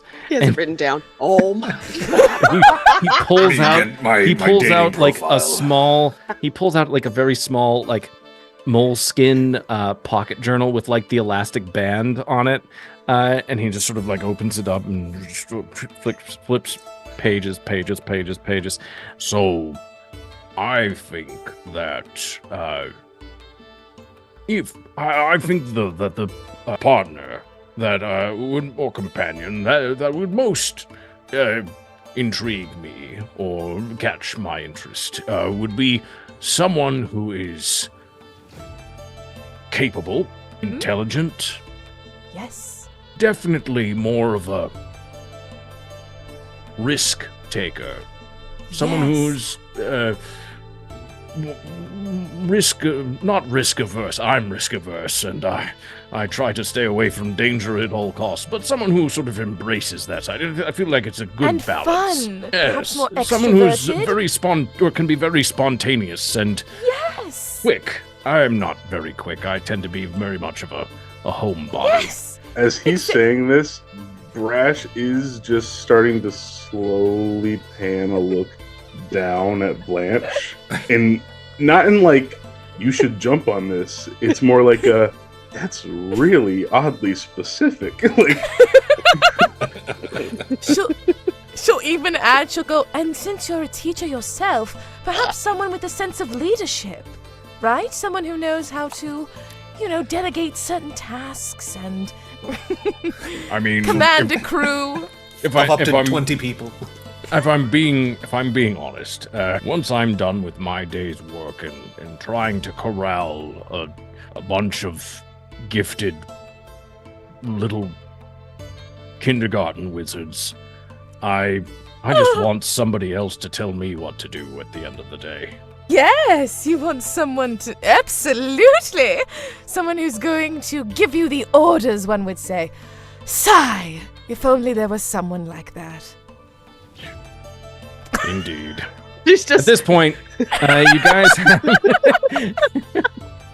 at this point, you guys have made it all the way through the Rainbow Crown, all the way down to the city gate that exits the city of Brecca and goes into the region of the city known as the Candles.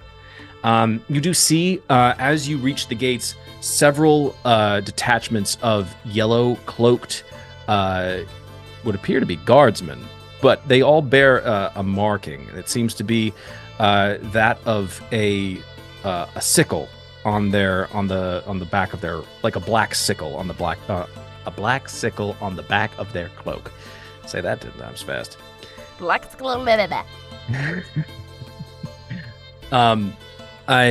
Blanche, you actually do remember, just from what Grack has told you about Brecca, these guards, they are guardsmen, but this is also sort of the mercenary army that also occupies Brecca, and is, depending on who is in charge or what family is in power, has them in their pay. As you make your way up to the gate, you do see that several of the caravans ahead of you going out into the Candles, and you can assume that some of them might be actually going out into the desert, heading south. You do see the guards sort of like just checking in with each, and they're sort of like, some of them are inspecting some of the goods that are exiting the city. As becomes your turn in the queue, you see several of these guards come up. Thaddeus just like gestures hello, and they see there's like a moment of recognition, and they just wave him through. They don't wave through the corpses. Excuse me? Is there a problem? Are these yours? Excuse me. These. Those fine young gentlemen are their own people, thank you very much. I'm sorry. This is. You see one of the Yes. guards sort of gesture to his superior, who's at the main gate.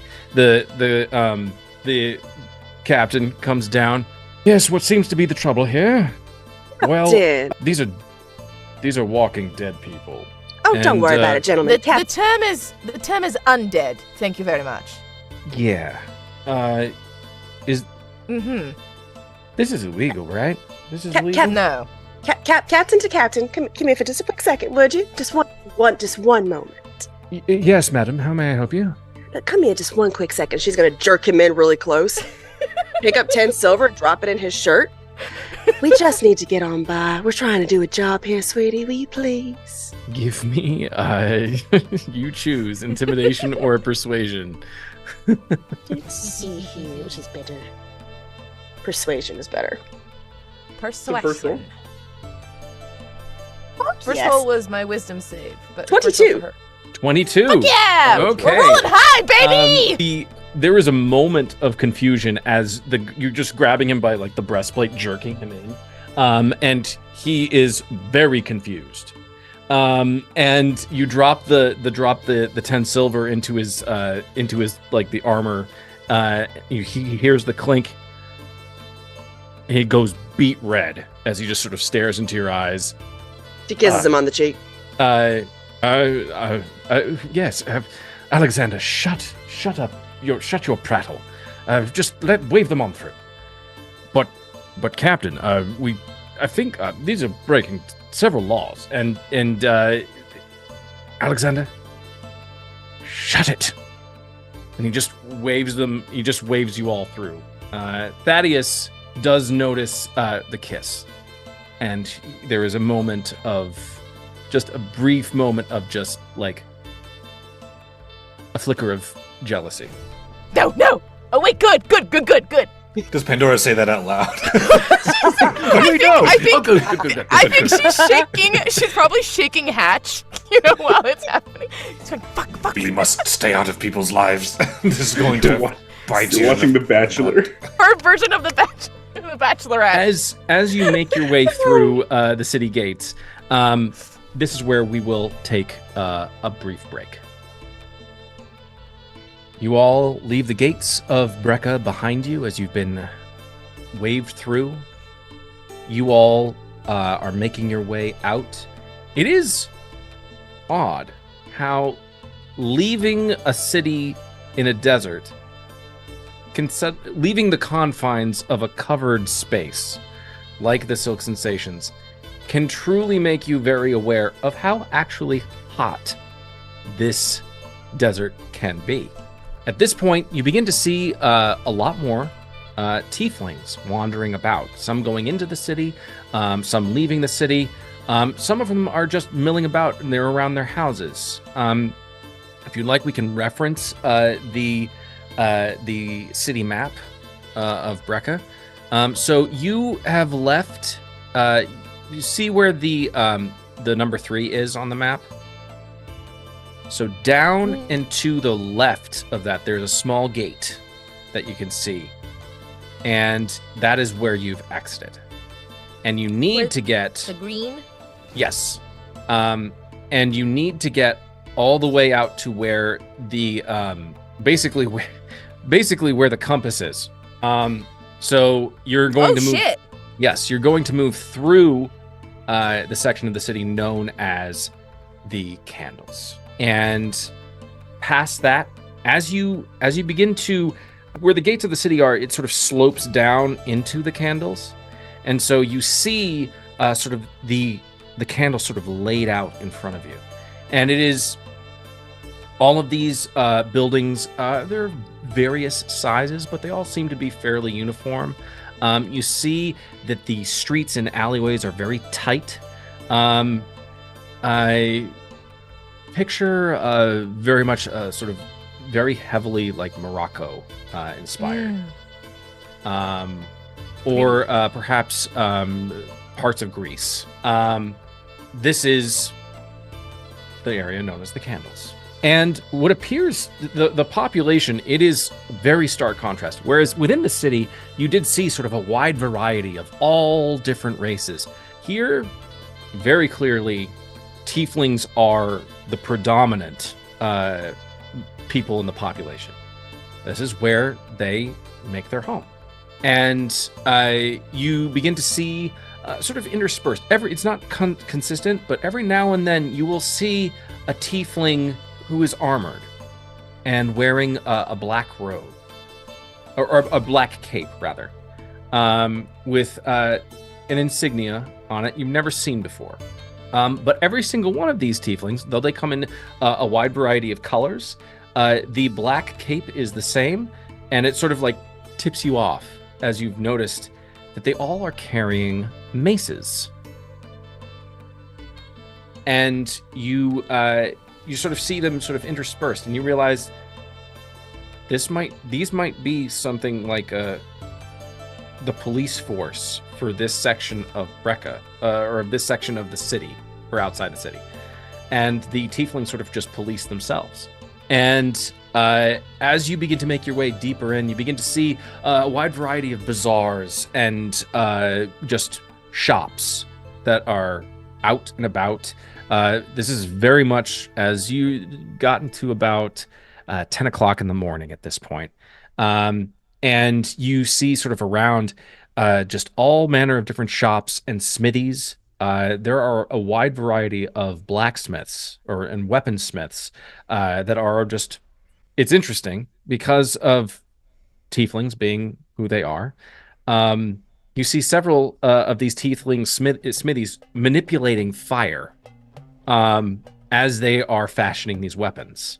They do not seem to have the any sense of the danger surrounding fire. It's sort of an embrace almost, as they are just manipulating the metals with their hammers and tongs and just hammering out these things while being very, very, very close to the heat that they're using to soften these metals. It's just who they are. You do also see that they're, given when you are in the day, you do see that there are a wide variety of different schools that are in session. And tieflings just all just milling about, managing their lives. And as you begin to make your way into some of the thinner parts, and the slope is still going down, down, down, you begin to see more of the dunes of the desert. These dunes, as you see, as the sort of the path is leading you out of the city of Brecca and through the candles, you begin to see the road that leads to Blanche. You know, based off of your charts back on the Haretrigger, that these roads that go south of Brecca would lead to El Fayed, Zafir, Ramabesa, Muwafi, and all of these southern cities. That is a momentary thought, because as the camels that you are on start to go down the sloping road, down deeper into the candles, you do see off in the distance the desert known as the Silent Mother. And amongst the dunes that you're beginning to notice now are becoming more and more frequent, off in the distance you see the very, very tops of what look to be like capped obelisks, these very large structures off in the distance, sort of just poking out of the dunes of the desert. And you realize they very much bear, given the mirage that you could sort of see from all the heat of the desert, it almost looks like these three, at least the ones you can see, these three obelisks that are sticking out of the desert bear a striking resemblance to a candle that has been put out. And you realize that what you were looking at are the candles. And it sort of was like, oh, this is what Grak was talking about. That's why this place is called the Candles. I'm sorry. I should have just done this all in the voice of Thaddeus. Thaddeus is just sort of explaining this to you at the same. And over there you will see and he's just sort of like riding next to you, Blanche, and he's just sort of just pointing out all of the different like things that you're seeing. Yes, and as you'll notice, there are a lot of tieflings in this area. Well, that is because this is where they have made their home, outside of the streets of Brecca. And he sort of just is nerding out in this moment, just being able to share and just sort of be the tour guide that you need. In this moment of travel, Brash, what are some thoughts that are going through your mind? You all had that moment within the Silk Sensations where you were talking about a potential path forward. Well, he's a little uncertain currently as to how this particular job would pan out. He's not really used to having so much money up front and then having to do the job. He's used to like getting some big thing done, then getting paid for it. And stealing, robbing is one thing, but this might be like the first time he's ever had to potentially harm what he considers to be an innocent life. So he's kind of like weighing that, but I don't know. I think right now he's thinking as soon as we can get this job done in Brecca and get back on the water, the clearer his mind's going to be. At this mention of water, that you sort of look off into the west, and you see very faintly, because of the mirage of the heat of the desert, you do see where the ocean is. Past the dunes, you do see where the coast is as you're moving further inland, but you can still see out there's the oceans. Instead of that thought, it's like, we just need to get through this. Just get back to the ship. Just get back to the water, and we'll be okay.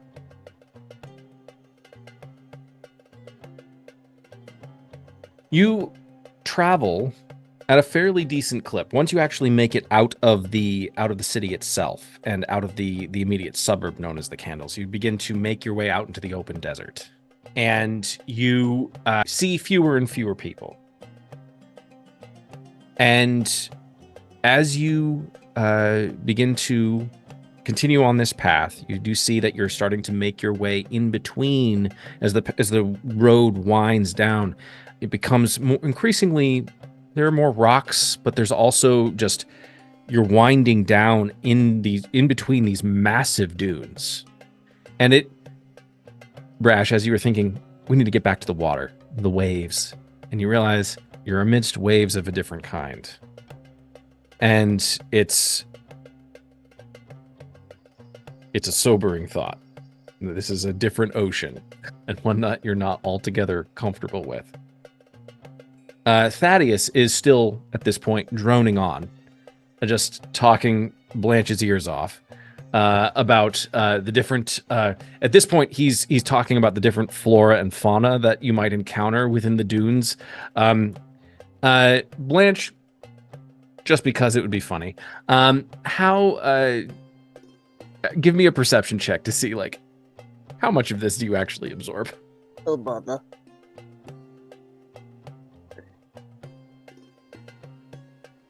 Why?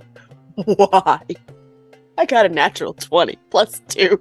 It's the Oh, power hell of yeah. love. She's genuinely listening. Yeah, she's You're a she's nerd fascinating. now. It's the power of love. Okay, hold one moment. This is not good. I didn't know you were going to roll a nat 20, so now you're getting all of it. Break Both this man's barrels. heart. No, they're gonna be a nice, cute fling. 15 paragraphs Oh DM'd no. directly. No. This is gonna get very sad very fast. I don't think Thaddeus is a fling kind of guy. Well, he's very busy. I don't know if he has time for a relationship, honestly. That's my point. This is gonna get very sad very fast. Maybe he can come with us.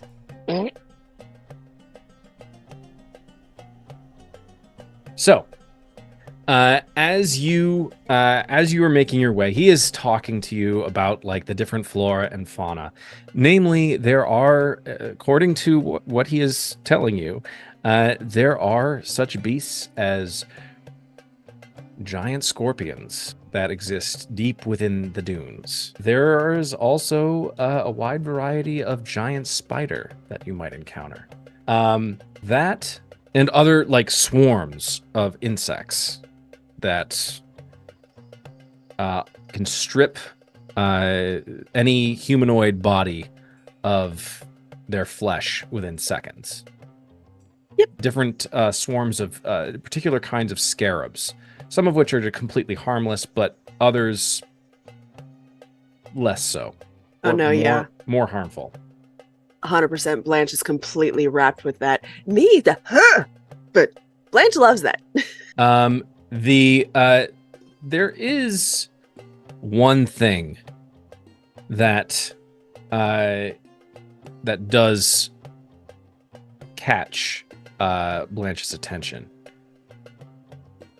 and it's in this moment that Thaddeus is droning on. And as you know, there's, of course, purple worms that exist within the dunes. I'm sorry, what? There are young purple worms, and then there are the much larger ones. So, if you're going to run into any of them, best to run into the young ones. Although, if you do run into a young one, just know that the mother is probably not far away. This is, of course, their natural habitat, but it is also one of the reasons why the neighborhood within Brecca, known as the Amethyst Worm, gets its name.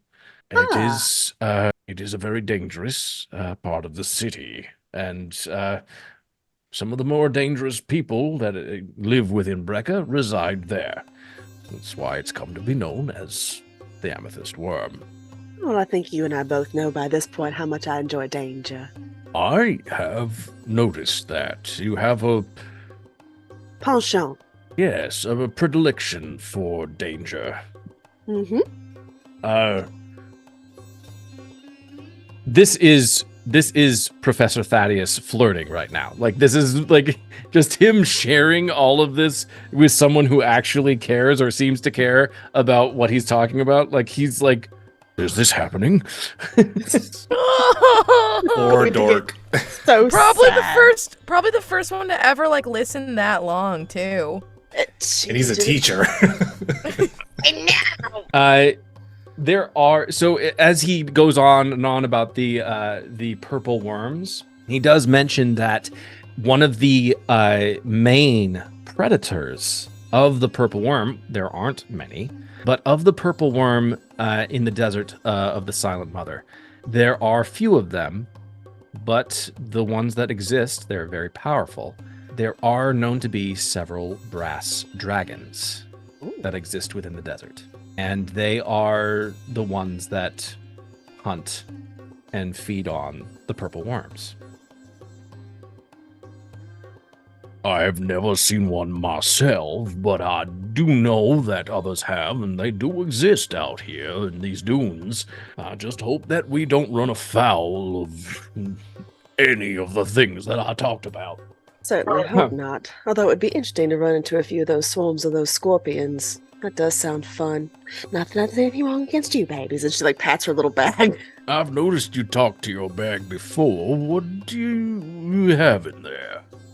Oh, well, you don't seem very squeamish about bugs, right?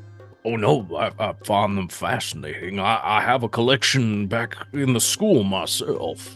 I Right use about in this- some of our lessons. Right about this time, he would notice a silkworm crawling around the edge of her shirt. She throws open her bag, and the swarm of lunar moths just goes all around her. She has them all up and down her ears like little lunar moth piercings. They drape around her neck. They go down her arms. Mount Celestia. Oh, that is truly remarkable.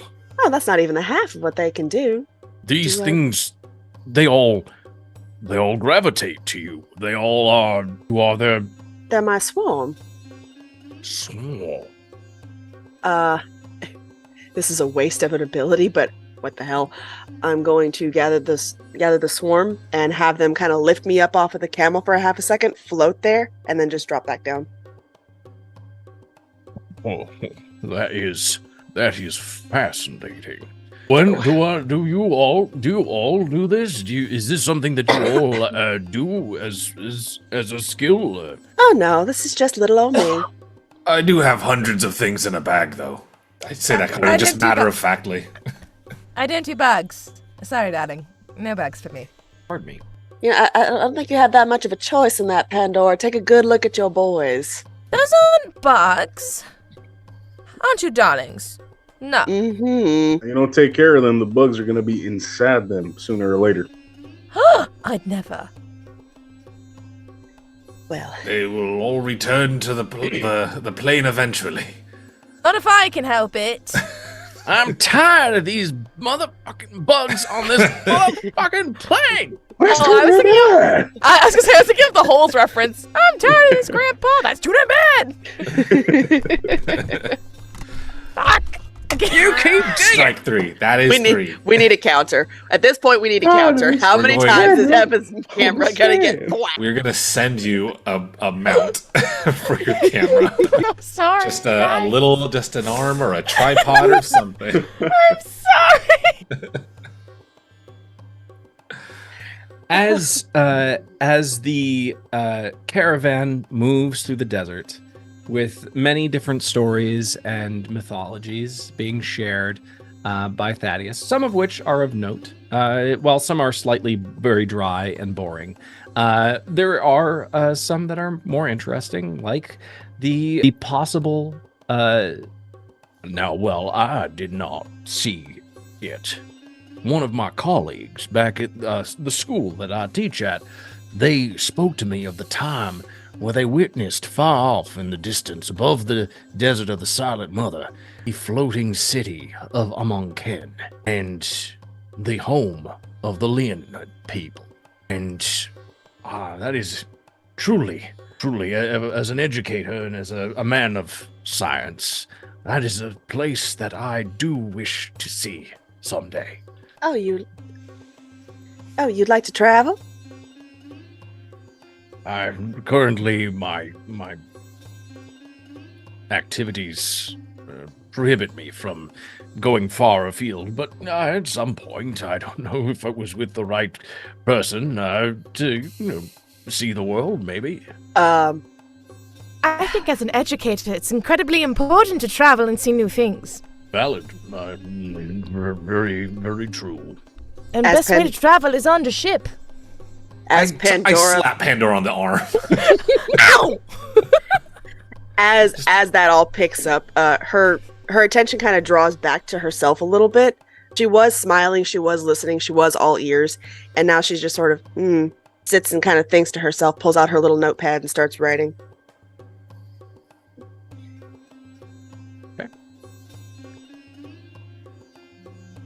As you are getting closer and closer, you do realize that the candles are actually, you are getting closer to them. And it's one of those things where the mirage of the desert definitely doesn't make you see how big the thing is. Like, you're seeing it off in the distance. It's like, oh, it's not that big.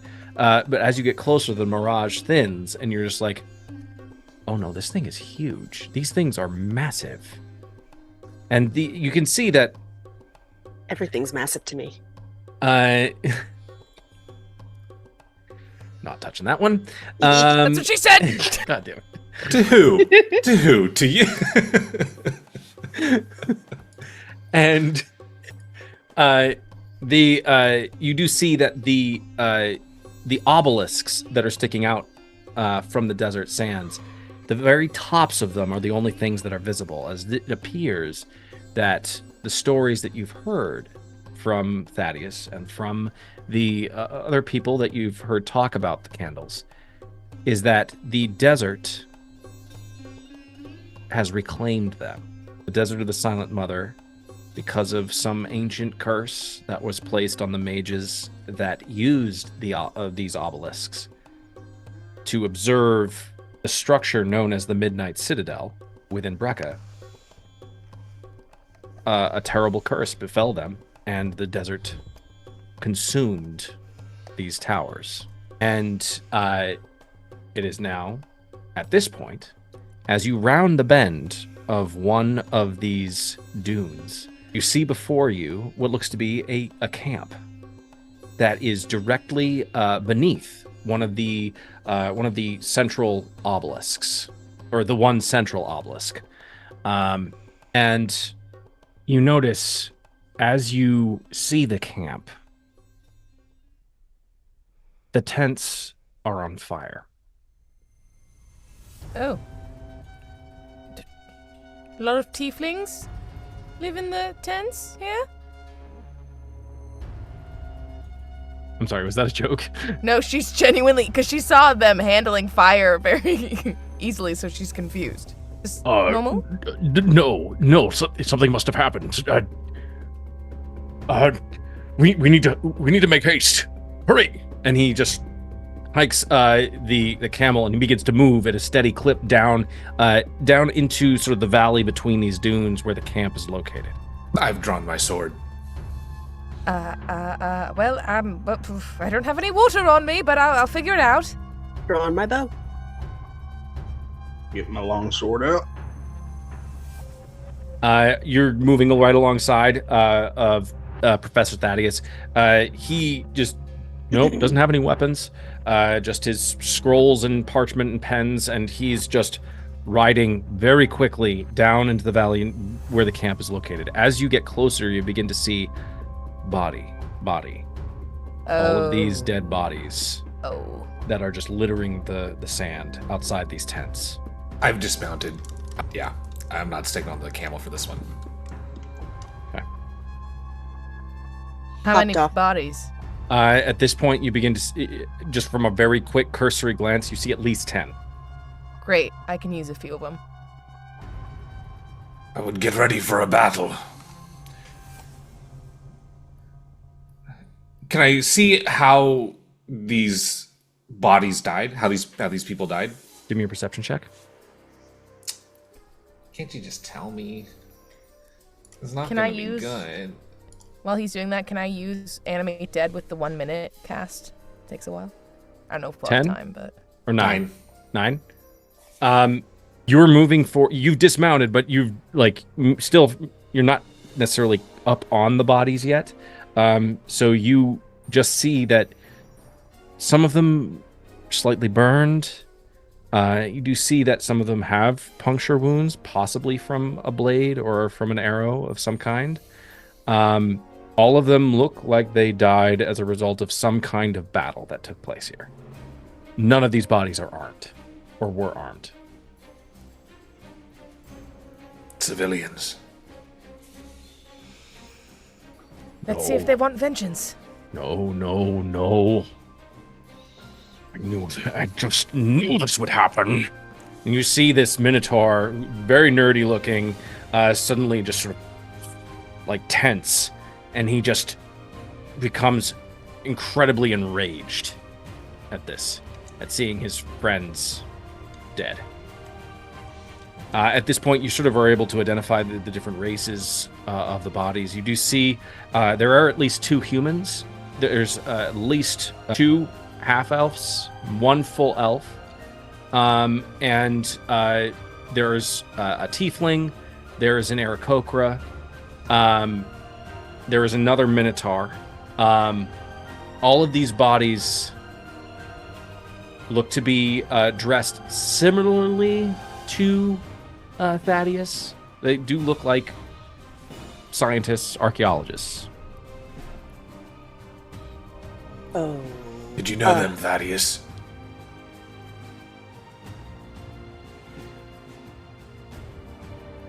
They are my colleagues. There are some that are not here. And he's just frantically looking around on the ground, looking at the bodies. I don't see. There's at least 2 that are missing. That's good news. They 2 that still are being missing. sad. Sorry. Go ahead. Could they still be inside? Like in the dick side? There may yet be survivors. I mean, And you see him looking around at the setup. While the tents were on fire, it does look like several of the digging apparatus that they were using is still very much intact. And you see that there obviously is signs of a struggle. Actually, perhaps one of you give me an investigation check. I've got a +6, if that helps. It's a good Alright. number. Okay. While she's rolling that, can I? 26. Okay. Yes, Pandora. The bodies indefinitely intrigued you initially. Like, Yes. dead. But Friends. the thing that immediately grabs your attention is the fact that the ones that are burned do not look like they were burned by the fire that are burning the tents right now. Magic. There's a magical component to these burns. Magical burns. Mm-hmm. You do see that you're looking on the ground. On a natural 20, you're able to see sort of how the battle went. These colleagues of Thaddeus were just starting their morning, and they were getting the digging apparatus together to go back into one of the candles, and then suddenly death reigned from above. And you see, as you're looking at the bodies, some of them tried to run, which is why some of their burn marks are on their backs.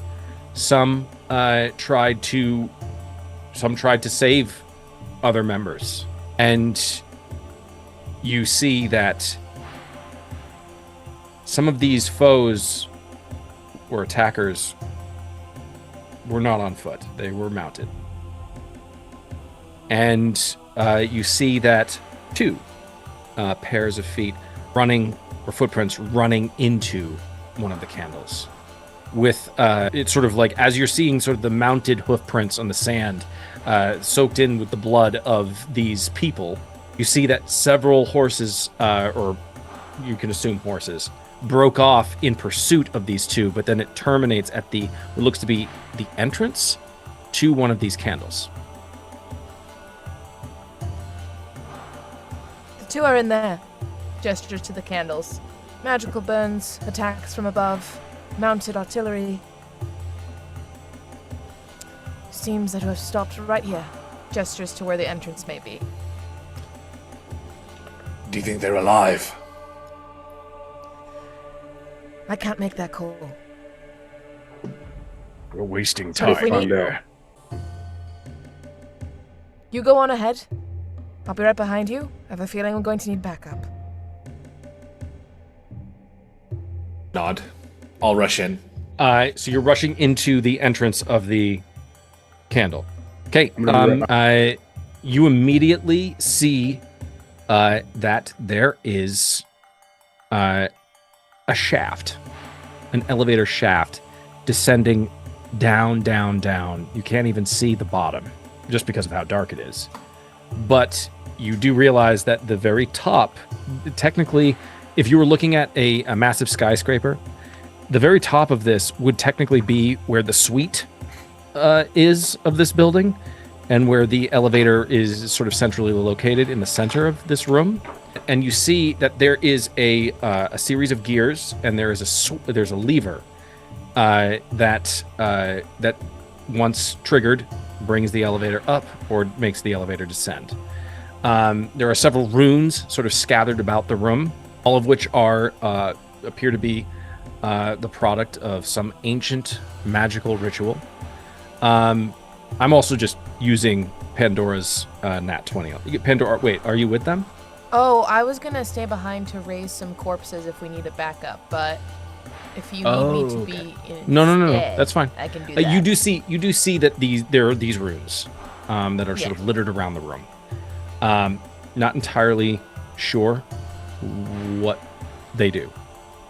I also think as people are heading in, Pandora would call out, "Be careful! Remember, magic is stronger here." Nod. Understanding. Gotcha. We don't know if that affects our spells or if it's just, who knows? Who knows what we'll see in the candles. Okay. I'll say, Pandora, how many corpses are you trying to raise? Just 2. Just 2? So that would have a total of 4.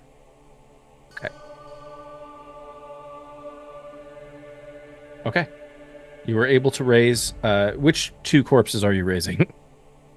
So I think, and yet again, you can shoot this down, Dandy, but I think Pandora sits because it's a minute.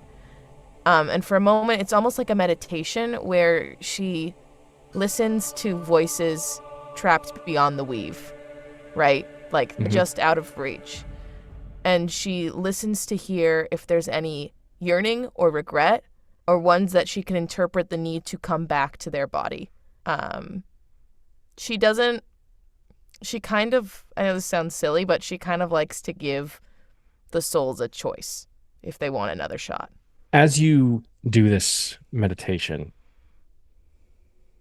it's almost like very briefly time slows down just for you, so you can actually hear the voices.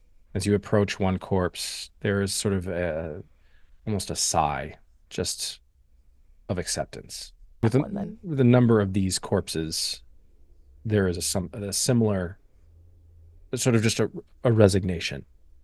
Yeah. That this may as well happen. You're able to find a handful. One is the human, who is badly burned by what appears to be some kind of fire spell. And then there is one of the tieflings who his throat was slit And both of them are. There's definitely a feeling or a sense of anger, like they had so much left that they wish to accomplish. Do you want another chance? There's not. I can There's no actual sound of spoken word. It is just a feeling that you get of just waiting for you to do something. And then without hesitation, as soon as she gets like almost that like confirmation, right, that consent, she slices her thumb on one of her tusks, digs into one of her pouches for some bone dust, and mixing the bit of flesh from her thumb with the blood there, she smears it over the foreheads, if they still have heads, of both of the corpses Both to raise of them them. do. Yes. Great. Okay. Are we ready, gentlemen? Both of the corpses suddenly snap up, just eyes still just completely like white, like they're not fully like completely glassy eyed, but they are awake, and they sort of snap up, and then they just sort of like, and they right themselves, and they stand flanking you now. Let's go along save with your friends. along with the two other corpses that you have. Then she'll follow everyone else into the chambers. Okay. You join the other members. At this point, you see the elevator. You see the shaft that the elevator is a part of. You see the crank and the levers and the different gears. You realize that in this moment, there's basically a lever that you have to hit, and then it triggers the elevator to ascend, and there must be some kind of counterweight that is involved. Ah! If only I were an artificer. All right, everyone. Ready? There's a lever be. Whenever you are. Do it. So, flick the lever. Okay. There's the sound as the gears begin to turn, and there's like sound of like rusted metal like grating against each other. And there's like the distinct smell of just sort of the like a spark as the sand and the dust sort of merge with these gears, and slowly you begin to see after a minute you begin to you see these gears turning, but then you hear the elevator sort of halt at some point, and then grind, and then halt, and then keep ascending until finally it has reached the top. You at this point, Professor Thaddeus says, I'm not a coward, but I fear I would be absolutely useless to you all down there. Thaddeus, just watch the lift for us. All right, stay back here and stay safe. This is part of what you hired us for. Remember? Very true. You hear anyone coming, you hide as best as you can. And you wait for us to get back. I will. Yes, I will. I'll hide as best I can. While we're down there, Thaddeus, think of those with the magic capabilities of flame, and those of mounted cavalry who have ill feelings toward you. I mean, the only people that I know who have any kind of mounted beasts of attack are several of the merchant families that exist in Brecca. Which ones? There's a list. I don't... I hardly see how that really matters. Either way, we need to go ahead and handle this. Thaddeus, darling, just do as Brash said. Stay as hidden as you can, and if you see anyone coming, wait until it's clear and then get out. All right? Very well. She'll do a quick little bunny hop and then kiss his cheek and tuck a note into his front jacket and turn around and run. He blushes. Shut the fuck up, like what's on the note? Shut the fuck up, what's on that note? he blushes and just He chuckles. Well, I Head in the game, Thaddeus. and he goes over to just on the inside of the entrance to this particular tower. He just plants himself, just sort of looking out to make sure that he's giving proper watch.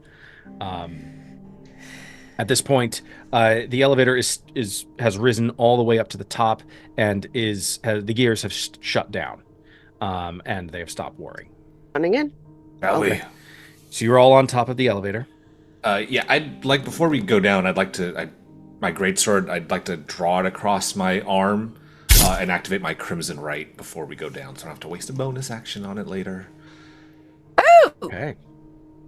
Heavens! So the blood kind of coats the edge of the blade, and it turns into kind of like lightning that covers the greatsword. It's just kind of sparking off of it. Fascinating. Okay. My favorite blood hunter. I love this shit. That's cool. Your brother normally do that. As of late. Ah, never mind. Blanche, you trip the gear? Yep. Okay. Or you trip the lever. The lever immediately like flips and the gears suddenly release, and you, much faster than you thought it was, much faster than how it rose, it is starting to drop. And the counterweight Dueling engages. towers. Yeah, I was gonna say, it's Tower of Terror! There is a brief moment where you, your feet leave the floor, and you just dropping, and then suddenly you're just sort of, gravity sort of like re-engages itself, and you find your footing. You find your footing, and you're just like, you sort of like, each of you instinctively grab onto each other. Or actually, like, you all grab onto Brash. I just got hold of like a quarter of an ear. We're all Which screaming. means you have to be It's on flopping his in the wind, shoulders. and she's like hanging on barely. Yes, all of you have sort of grabbed onto Brash, and you're in the center of the elevator as this thing basically just plummets. Not in a free fall, mind you. It is just moving very, very fast down as the braking mechanism on this elevator has long since worn out. It's like when you're driving a car, right? And the brake pads have, gotten to the point where you hear that grating sound and you realize, oh, those should have engaged, as you come to a stop sign, those should have engaged a few milliseconds before now. And you're still safe, but it's just like, oh, that's a scary moment. So yes, you eventually reach the very bottom. And it's in this descent that you realize that there is multiple floors to this tower. Like every 50 or so feet that you drop down. I'll say one of you, give me a perception check. Not me. Can I do this with advantage to see if I can smell what floor they might have gotten off at? I'll say, yeah, sure. Give me a perception sniffs. check with advantage. Rolled under my thing. Hang on. Yeah, I'm glad that's an advantage. That is also bad. Oh no! I won't That's count the an 8. floor. I won't count the floor roll. You can roll it. You can roll it again if you would like. You're too kind.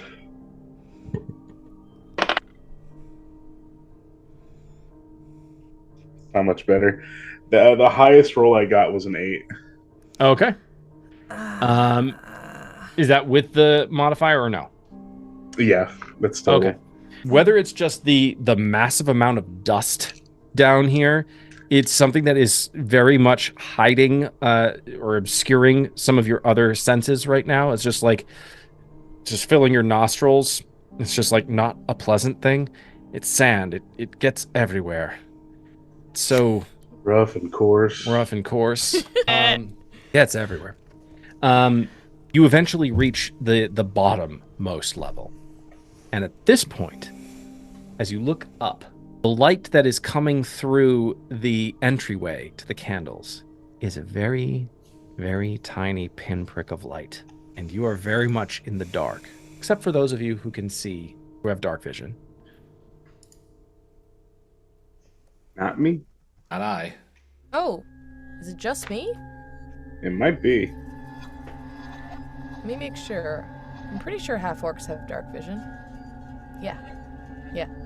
60 feet. Oh my goodness. The majority of players don't have dark vision. This is... Oh, this it's is just odd. me? Yes. I'm gonna write that down. You're taking point. Yeah.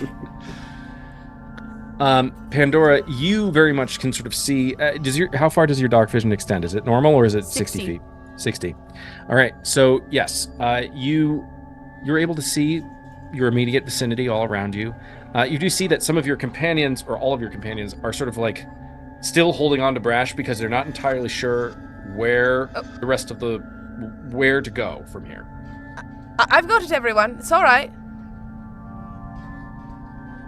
And We're gonna have to be playing a little Marco Polo here. We're gonna need to be following your voice. we'll make it work. Also, I think prestidigitation, I can light or snuff out a candle, a torch, or a small campfire. Do any of you have some torches? We have the candles. Just light the entire candle. Just light this entire candle on fire. Let's do this. I think light in my this candle. inventory. Could I maybe use my lightning breath to start a little brush fire or something with some debris? I just need a stick. I have a No torch. Okay, cool. I can light the torch with prestidigitation.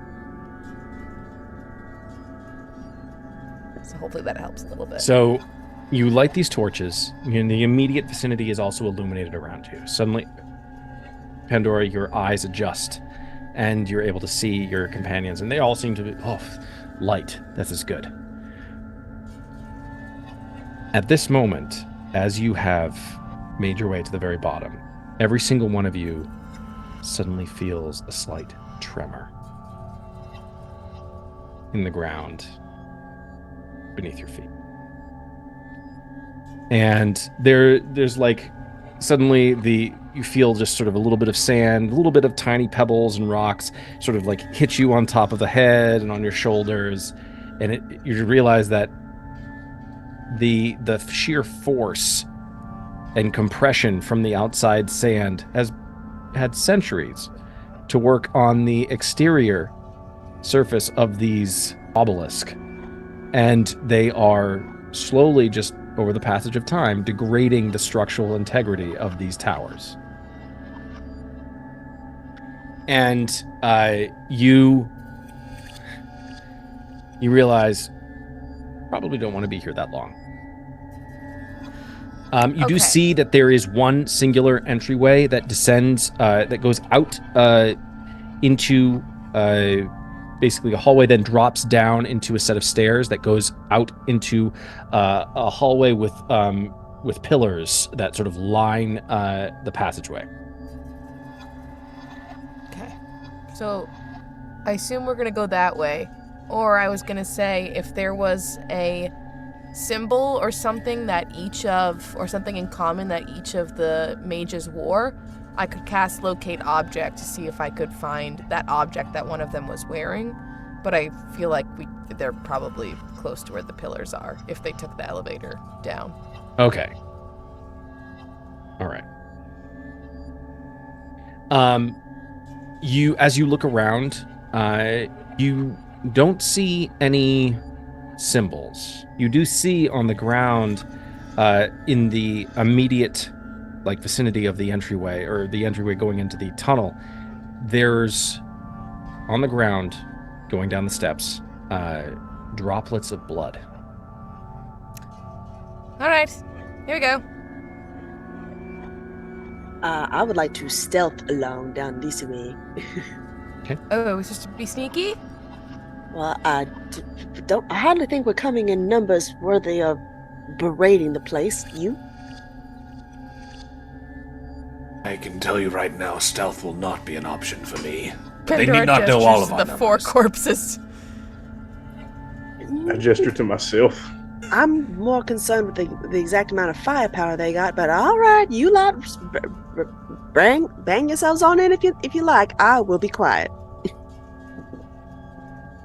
All right, Be suit invisible. yourself. I'm just saying some Give me a caution. stealth check, Captain Blanche.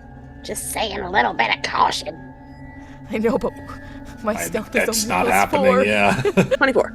She vanishes. You guys see Blanche steal away past the amongst the pillars, and you realize that as you descend down the stairs past where the blood pooled, this whole room is not actually a hallway. It opens up into a series just pillars, and it goes and extends deep underground. And you can see down at the bottom of the stairs, there is a table that has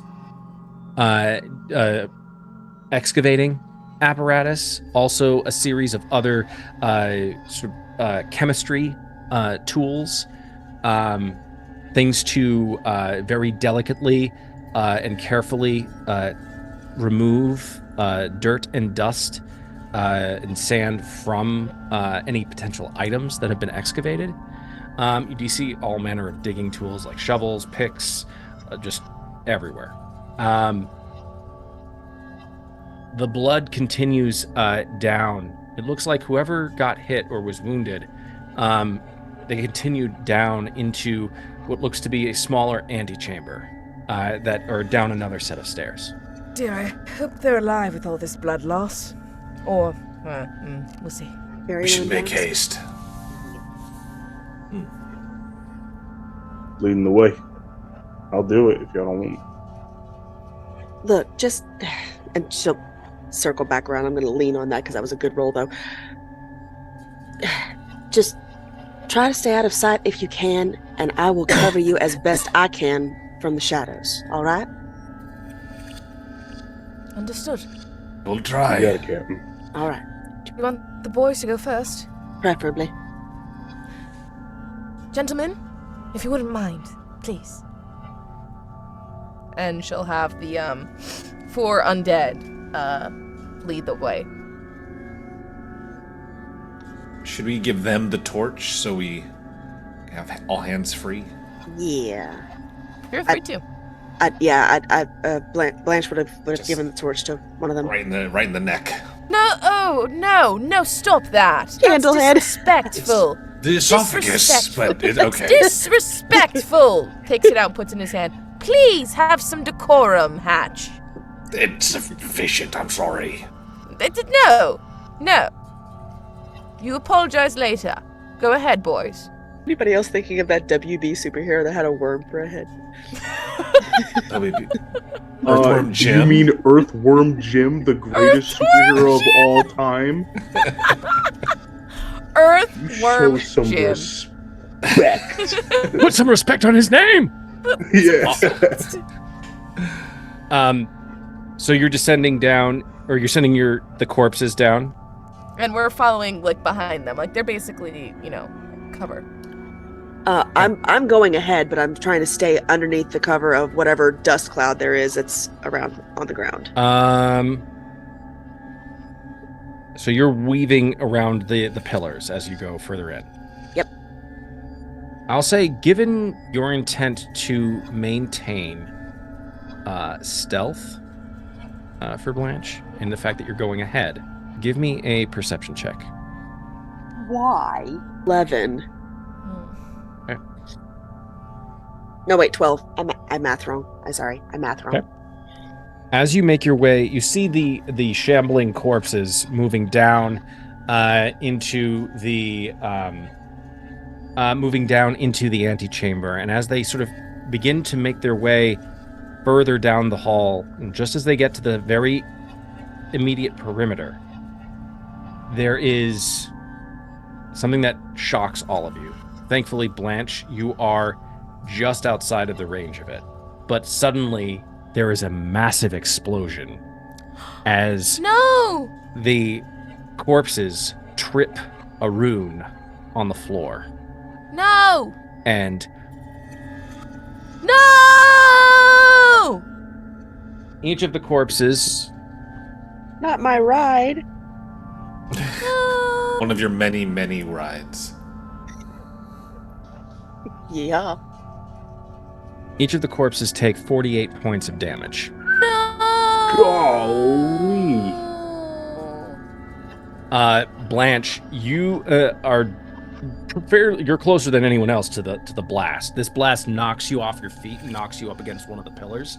You're not hurt, but it is one of those things where it completely takes you by surprise, and there's sort of the initial percussive impact that blows you back on your heels. Everyone else watches as the corpses are incinerated. I think Pandora screams, actually. Well, there goes the element of the scream. Press. My friends. I will call out because I didn't quite see where she was in that. Blanche? I'm looking out and around to see if there's anybody that caught that before I answer.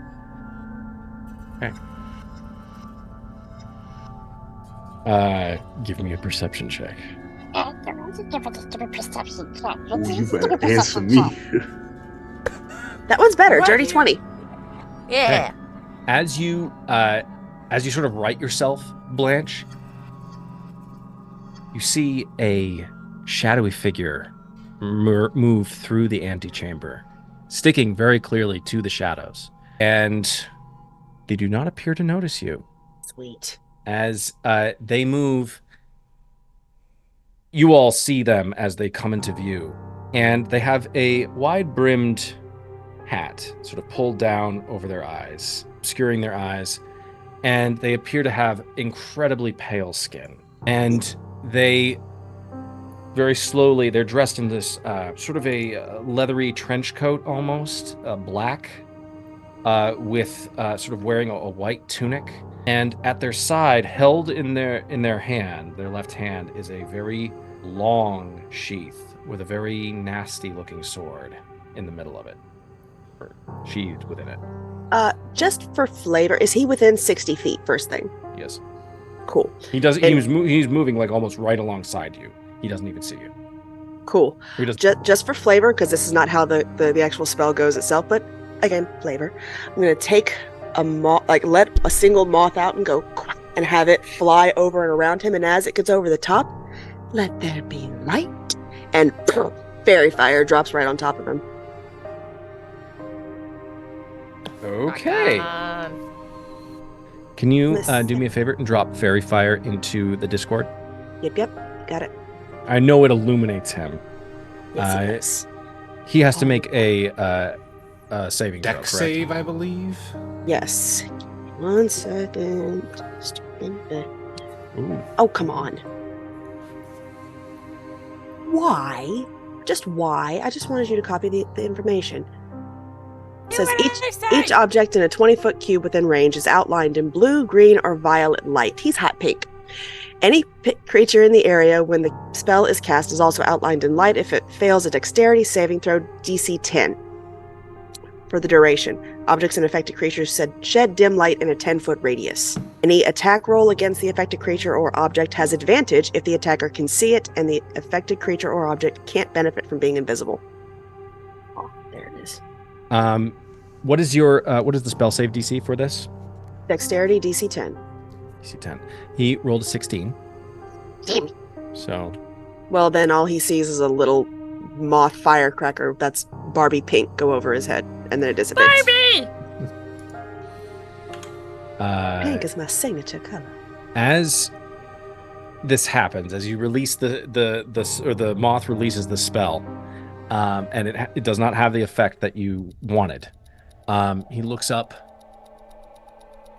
and as he looks up, you see this pale white skin and these golden eyes with a grin that looks very much like this guy. But it's his dad. It's Papa Nightmore.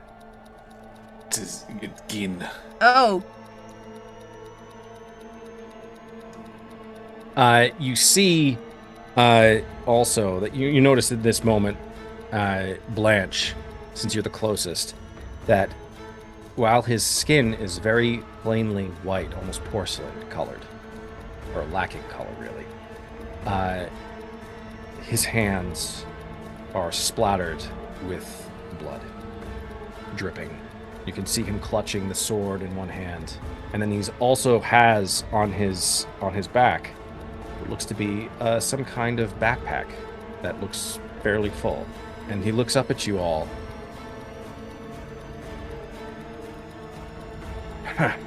So, he sent someone to come play. this is gonna be fun. Eanie, Meanie, Mynee. He looks at you, Blanche. Mo. And that is where we're going to leave it for tonight. Bro. Wait, is that Lucas's Nightmore's dad? I don't think we know yet. No. We don't know. Oh, yet. Probably not, 'Cause right? he said pale skin and bright blue eyes. No, because Bright the gold Has eyes. gold eyes. Oh, sorry, gold eyes. yeah, Oh, then shit. the Nightmore family doesn't strike me as the type to double back on Sure, themselves yeah. that they've already hired us. Yeah. Mhm. Who's the gold-eyed bro then? Somebody new player. Oh man, I'm gonna mess this guy up if he hurts my bunny. Thank you all for watching. Tune in next time to see what craziness might be about to ensue within one of the candles of Brecca. We love you all. Thank you so much for watching, and we will see you next time with the Crew of the Haretrigger and Our Flag Means Doom. Have a good night, and may you roll nothing but nat 20s. Bye. Night. Bye-bye.